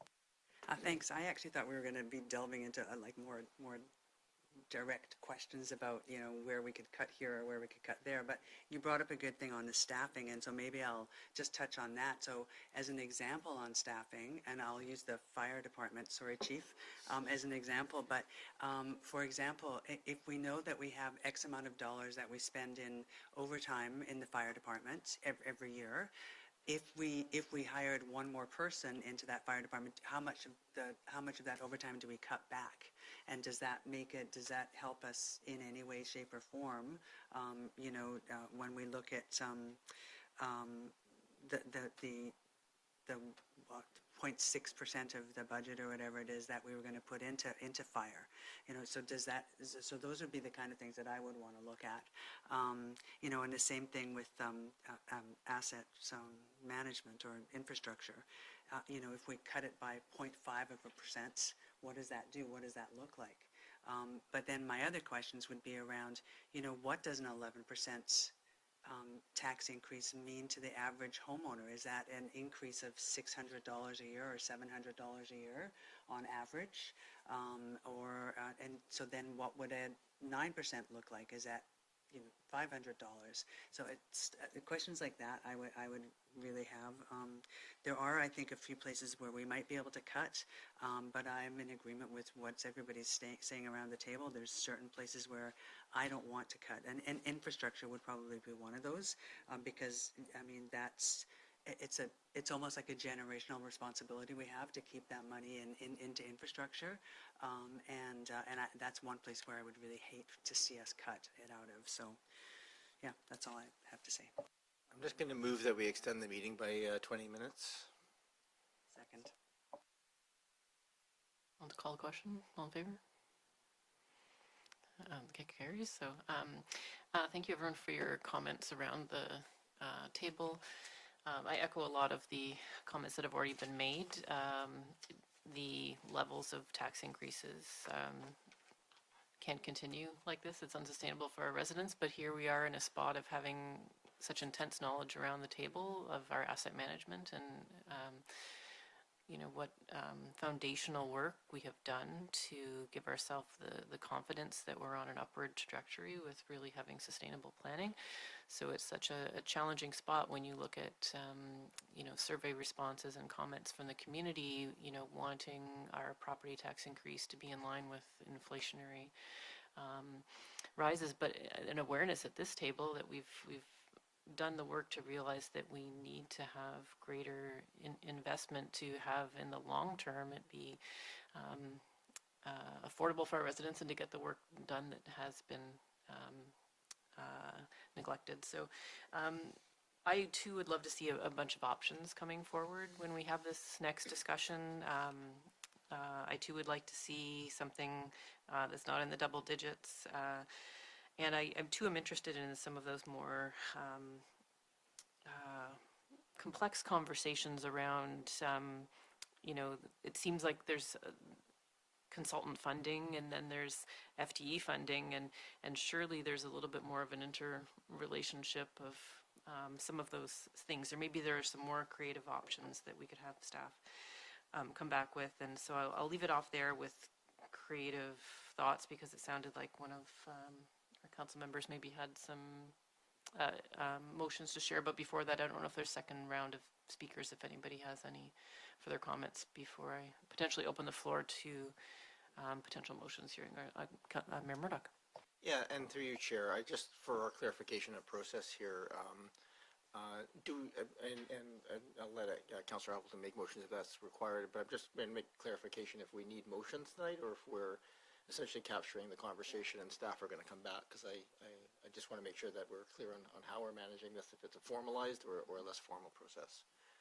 Yeah, and I can speak and then I'll pass it to Director LaChance to clarify, but my understanding was that being committee of the whole, this was an opportunity to give big picture feedback and motions are not required. However, I don't know that motions would be out of order, but just not, the focus tonight was really on, I guess not too quickly directing specifics and getting into the weeds, because staff is working really hard to bring us back more fulsome information and would hate for us to make more anything that was too specific or strategic that relies on that further information that staff might be coming forward with, but at the same time staff is really eager for information. But I will pass it directly to the chance to clarify. Yes, thank you to you, Chair. Absolutely, that was exactly the answer. And I think that where there was a will of council, that some specific action were taken so that would come back during deliberations, we would need that motion. But absolutely, the design today is to get as much direction and input as we can, coming back with deliberations and providing that additional information. So with that,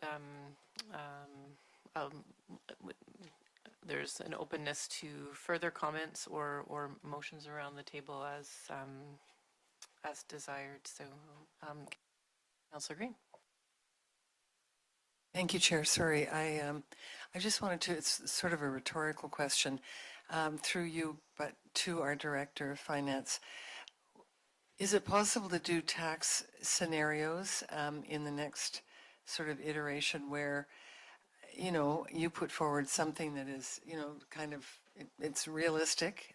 It's a scenario, these are the impacts. It's just that I feel, it's easy to talk about cutting taxes or whatever, but I need to understand specifically what that would do to the planning department, for instance, to obviously engineering, to public works, to that kind of, to HR. How would that look if we made cuts or eliminated certain things? What would the impacts be? Is that possible? I don't mean to ask for too much detail or too much prognostication either, but that would help me. I think sometimes we make decisions and we're not really sure of how those impacts play out at the street level until it's too late. So it's just a sort of a question comment. Thank you. Director LaChance, do you feel like you could elaborate a little bit on what it's like behind the scenes for us, because we don't really know. So listen. Yes, thank you, Chair, and through you.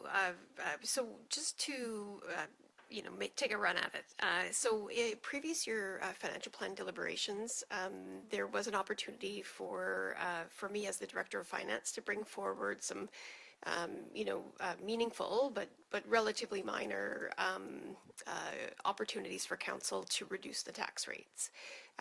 This year we have communicated with Council a number of times that we would take those actions, still bringing those back for approval to Council, but take those actions in advance. Some of those options have been embedded.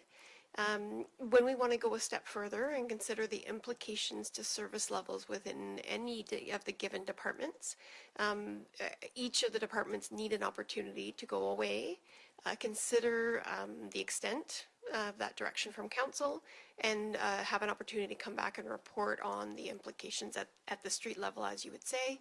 And that, of course, can happen throughout the deliberation period if we receive such direction from Council. Last thing I would like to add is that absolutely, just as I'm providing the tax estimate schedule in front of you today, it does essentially have scenarios embedded within it. So it has the option to provide just the sort of core increases, some of the non-discretionary contract increases not able to avoid. And then it has any of those new requests that are being considered separate. So there is essentially some of those scenarios there. So it's easy for us to do those types of things. And then, as I say, we can take that direction and come back during deliberations where there's a more fulsome response required about service impact. I really appreciate that. Thanks so much. Councillor Watson. Yes, thank you. I just wanted to go back and comment a little, and add some commentary following on Councillor Patterson's comments on the need for really good communications with the community about whatever we do.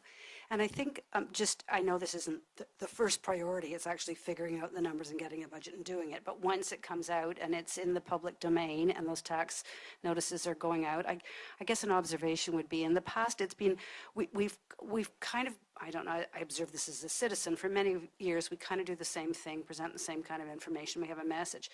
But I think that one of the things that may get lost, Councillor Patterson pointed out one, that we're often felt to be responsible for the entire tax bill when we only really are responsible for 59%. Another thing I think that also gets lost is some of the stuff we have discussions about that the mayor pointed out to is the things we have no control over that we need to pass forward, like e-com bills, regulatory requirements that actually force our hand beyond our control, and yet we have to wear and be accountable for as the taxing authority. So I get a comment or a kind of wish for me would be that there's some way to kind of do that effectively and politely when we share the information with the community, because there are certainly things that people see as these direct service to them, but they don't see what's going on in our new soil protection yard up off of Cadbury Cedar Hill Crossroad, and yet that was a huge expense to the municipality, which continues now in our budget. So I just picked that as an example, but there are some gross categories like increases due to negotiated wage increases would be one, regulatory requirements that are forced expenditures, and or funding formulas for other bodies that we're required to contribute to with we have no control over those formulas. And I think there are some important ways that we could and should communicate that to the public so that they really understand where their money goes, and to the extent that when we try to be diligent and good governors of this other services we provide where we do have some cost control, that our hand is often tied even coming into that. Anyway, I think you understand what I'm saying, but I guess I would like to see more of that in the public domain, because I don't think we've done in the past a great job of really explaining that in the community. Thank you, Councillor Watson. Looking around the table to see if anybody else would like, Councillor Appleton. I have a motion for council's consideration when it's appropriate, Chair. I think now would be an appropriate time. I don't see any other second-time speakers. Thank you, Chair, and I appreciate Ms. LaChance's comments just as far as where direction from council is useful to guide the process in terms of the level of precision or the level of detail required. So with council's indulgence, I will just make the motions make specific reference to components which are laid out in attachment 1 of the staff report. So attachment 1 of the staff report has a couple of tranches of increases and breaks it down a couple of different ways. So council will note that the first essentially block of 3, essentially sort of already considered non-discretionary and phase-in plans, is that first block of 3, resulting in a tax estimate of 10.3. I will refer to that, and I will also refer to the first component of that second block of investment options, which is core investments. That is one component of that block. You can see that core investments and other investments are laid out separately in attachment 1. So I will make a motion that refers specifically to the first 3 and the core investments laid out in the second component, just for clarity for council's consideration. So my motion is as follows, that staff prepare the following 2 projections to inform financial plan deliberations.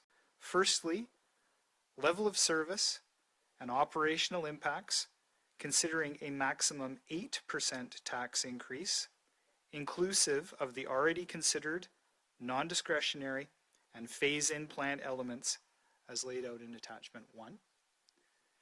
And secondly, level of service and operational impacts, considering a maximum 10% tax increase, inclusive of the already considered non-discretionary and phase-in plan elements, as well as core investments as laid out in attachment 1.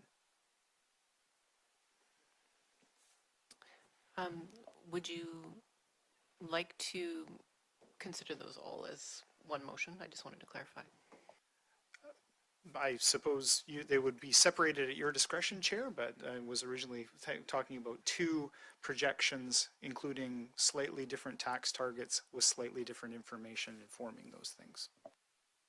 Okay, thank you. No, I'm happy to consider them all as one. I just wanted to clarify, was anybody like to second the motion? Seconded. Open it up for further motivation. Thank you, Your Worship. I appreciate the second for discussion. I'm very conscious, and I'm really appreciative of all my colleagues' comments about sort of the need to carefully consider this tax number this year and how we might approach that. It is a difficult challenge to tackle. I am of the mind, I am very conscious that this approach represents somewhat of a departure from that we have had to use in previous years. And I think that's because we are faced with potentially a more significant challenge than we've had to deal with in previous years, and we have some significant inflationary factors that we have to consider. I'm extremely appreciative, again, of getting this preliminary number and getting this preliminary heads up from staff at this juncture in order that staff have the opportunity to prepare these projections in time for financial planning. If we're talking about this 6 weeks down the road, it would be very challenging for staff to be able to turn this around. I'm conscious that this does require extra work on behalf of staff, but I have confidence in staff to be able to evaluate levels of service and operational impacts that would allow us to get to a target number. So this is structured in such a way that it allows staff discretion to be able to project and assess current operations in order to meet that number. And again, this is to inform financial plan deliberations. We will have to carefully review every aspect of the budget, as we always do, but this gives us an idea of what the levels of service and operational impacts would be if we seek to hit a certain target. So again, we will do our financial plan deliberations as we usually do, but I believe that this gives us some structure and provides some guidance to staff to provide some options analysis to really wrangle and really fundamentally tackle this levels of service discussion, which we have not had to do in previous years. So, thank you, Chair. Roddick, would you like to comment? Yeah, thank you, Chair. And yeah, given I spoke to sort of seeing, at the absolute lowest probably possible 8% and 9.9% as sort of being things that sort of feel like kind of have to support this ask. And I think it's a reasonable way of going about it because we don't know what we don't know what those impacts are.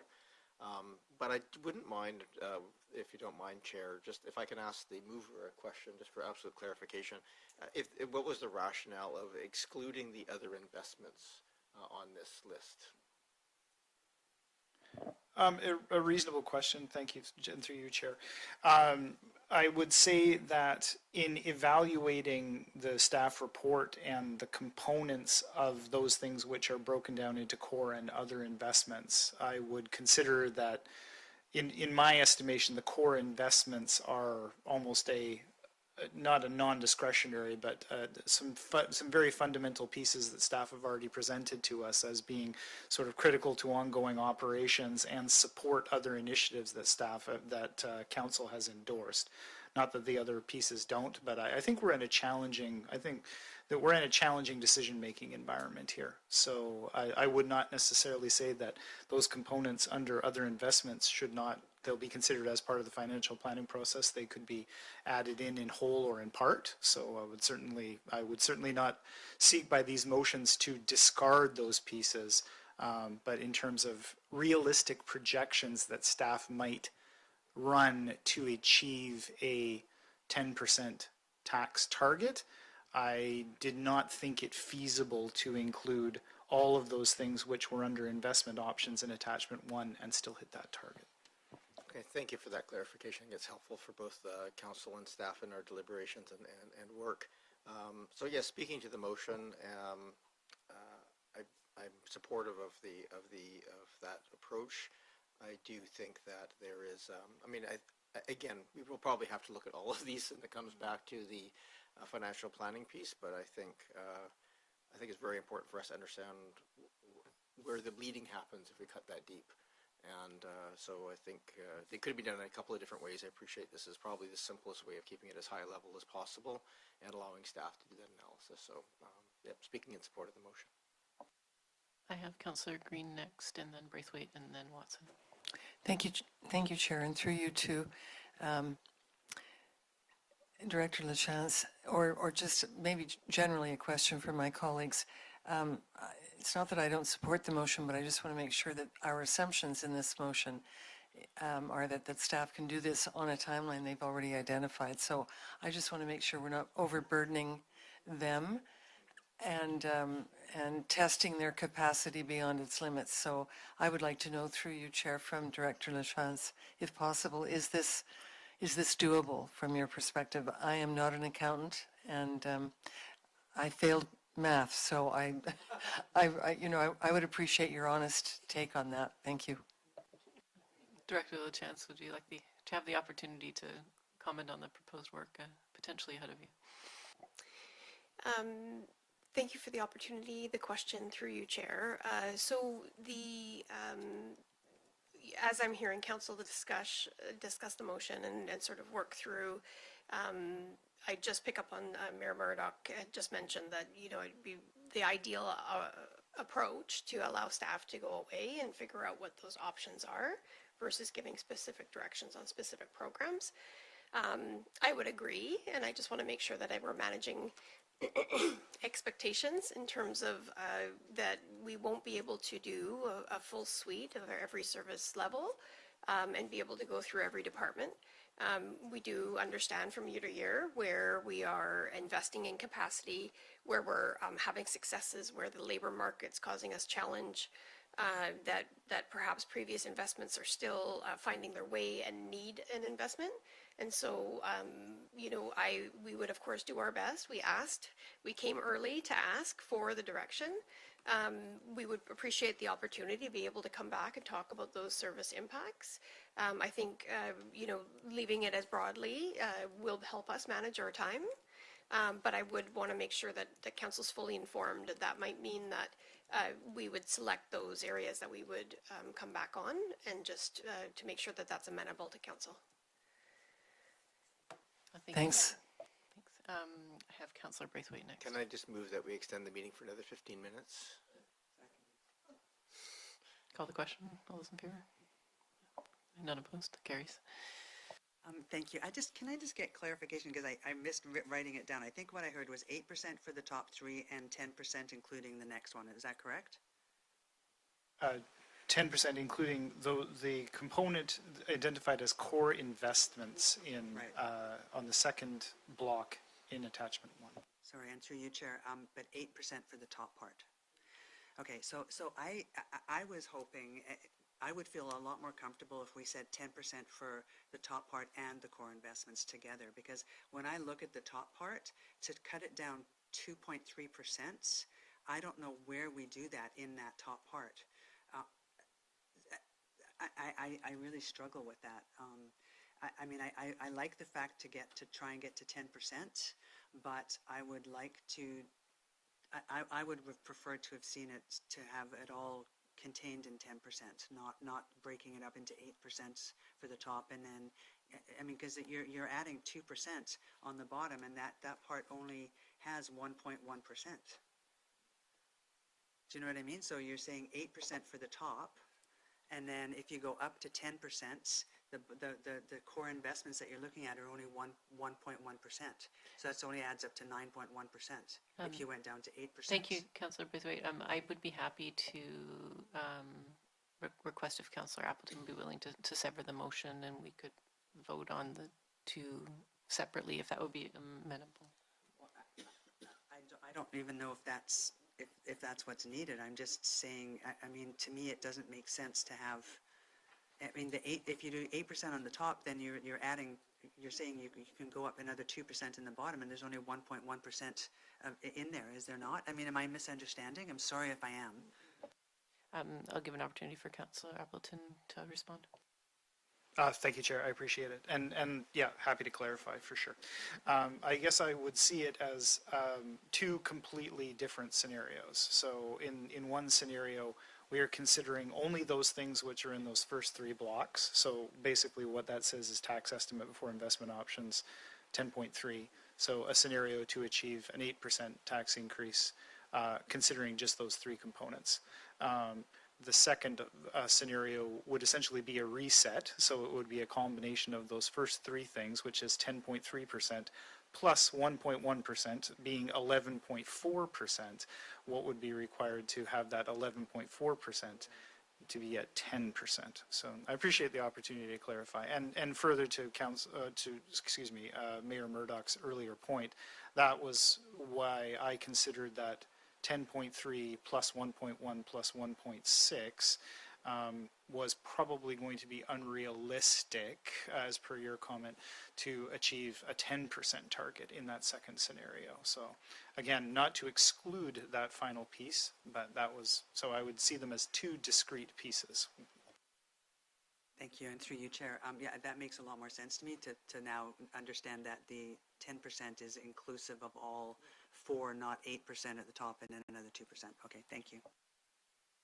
Councillor Watson next. Yes, thank you. I just did, maybe this is a question for staff before I turn to the mover of the motion, but on the investment options list, we have at the bottom 2025 fire staffing master plan deferral, and I just wanted to confirm that refers to the deferral that was made last year of half of the onboarding of the fire department's new shift plan to reduce overtime. So I just asking about that. Thanks for the question, Councillor Watson. That was my understanding, but I'll put it first to Director LaChance to answer. Yes, thank you. Through you, Chair, that is correct. That would be the 50% reduction previous year's financial plan deliberations. We have, in essence, in the draft financial plan, added that to the end of the multi-year phase-in plan. But it is, of course, up to council if you wanted to reinstate that. Yeah, thank you. I just wanted to follow up on that question. And you have to, when you presented us with attachment 1, you have put it in the investment options category. And I just wondered about the distinction you were making when you titled something a core investment versus another investment. I guess I was surprised to see that item in the investment options list and not kind of a core investment because it related to a plan that we had approved in whole. And so once I get your answer, I might turn to the mover of the motion about that particular item. Director LaChance? Yes, through you, Chair. Thank you very much for the question and the opportunity to clarify on that. The optional investments have been provided just at as an option for council for this year. So we have, as I mentioned, embedded it in the 5-year plan at the tail end of the multi-year. So from an operational organizational capacity, it is considered core to achieve those outcomes from the fire master plan. And so it will be considered that, but advancing it in this year was not considered core. All right, thank you for that. I'm much clearer about why it's down there now, but I think I would turn to the mover of the motion and just ask Councillor Appleton if he would consider having that particular item moved up to a core investment, because I'm not sure I want to see it down there in that other investments option, given the nature of that request and the timing of it. Councillor Appleton? Thank you, Chair, for the opportunity to clarify. Well, I guess what I would reiterate is that, and I hear the comment and I see the value there. There will be, as Director LaChance is describing, I think much of our deliberations on various components of the budget will be centered around what it is that we think needs to be done immediately and which components need to be deferred. I think that will apply to many aspects of the budget, not even just those which are actually itemized here. This is sort of a broad-based protection, and as Ms. LaChance has outlined, it is not comprehensive of everything that we're going to consider in the financial planning process. So I would certainly, as I stated before, I would certainly not take my suggested motion here as excluding any of those things included under other investments, and I would certainly encourage council to fully deliberate each one of those things, or in whole or in part, as part of including into the budget. So it is my assumption that all of those things will be considered and prioritized or reprioritized by council as part of the deliberations process. So I totally agree that each one of those things should be considered carefully independently. The motion was not intended to be exclusive of any one thing, but rather just be broad-based guidance on certain core elements of what was presented here. So that was my rationale. Councillor Watson, anything else? Yes, I guess just following up on that, and then I would want to hear from staff that if these motions passed and you get this significant homework to do, how those investment options on the other investments list, how we see the costing for that, because if we are going to start making those trade-offs, we actually need to see what we'd be trading off. So I just wonder if that's possible too, or is that would that kind of detail be there as a matter of course anyway for those 1, 2, 3, 4, 5 bullet points listed? Would we be able to pull them out of the budget documents easily to see what they are? Ms. LaChance, could you elaborate? That would be really helpful to know if we'll still be getting that sort of more fulsome information. If these motions are directing in a certain direction, will we still have an awareness of those other items more fully? If you could elaborate, thank you. Yes, thank you, through your chair. These items have been identified. They are really resonating from that annual process I spoke about earlier, and then they are also coming from discussions and reports that council's received. and some of the discussions we've heard council in terms of different types of work programs or activities where timing may be of the essence for council, and so they will still be provided as options. They have not been costed to the extent that they would be included in the budget, knowing that there were trade-offs in timing and no clear yet direction to proceed with those work programs. They are here in case council, they are very themed around council wishing to advance those programs into this year, so they still will be available for consideration. They will not be costed entirely into the budget, but of course will have the order of magnitude impact on tax available to council for decision making. Councillor Watson, any further? No? Okay. Just looking around, Councillor Patterson, yes. Yes, thank you, Chair. And I guess when I look at it, the motion I understand is targets, not it's not set. It's targets to aim for, which is all.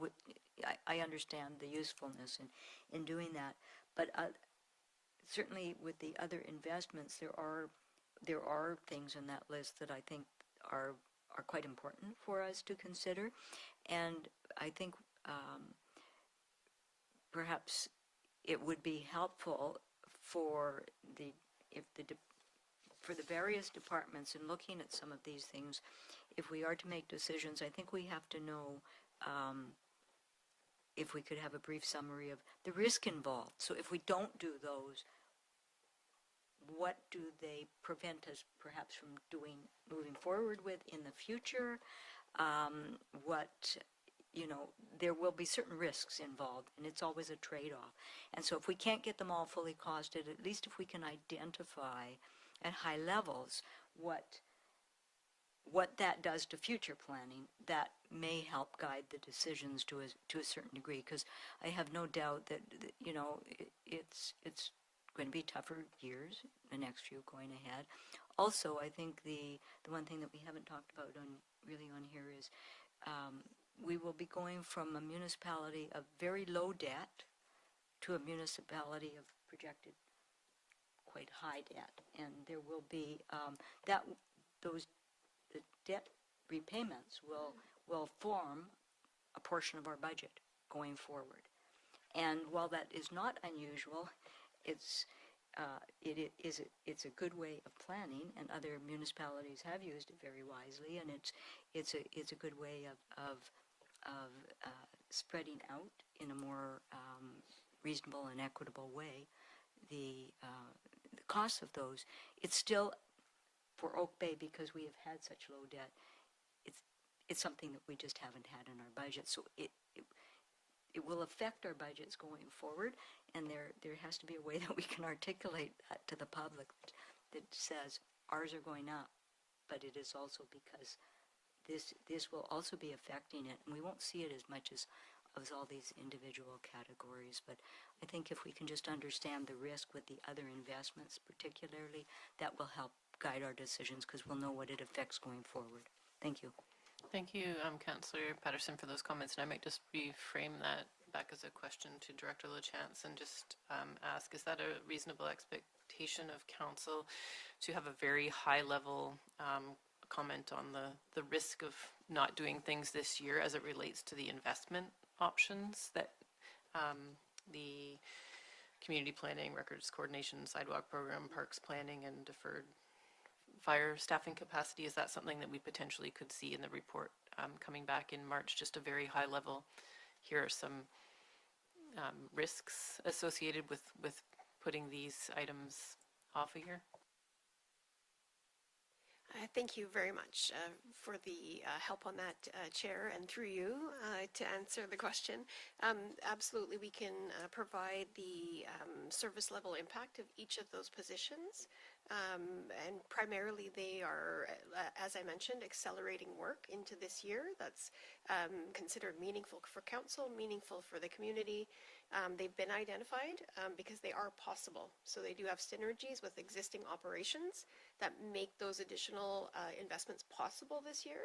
I would say that absolutely the sort of risk of not doing is really something that we have to consider on everything we put forward.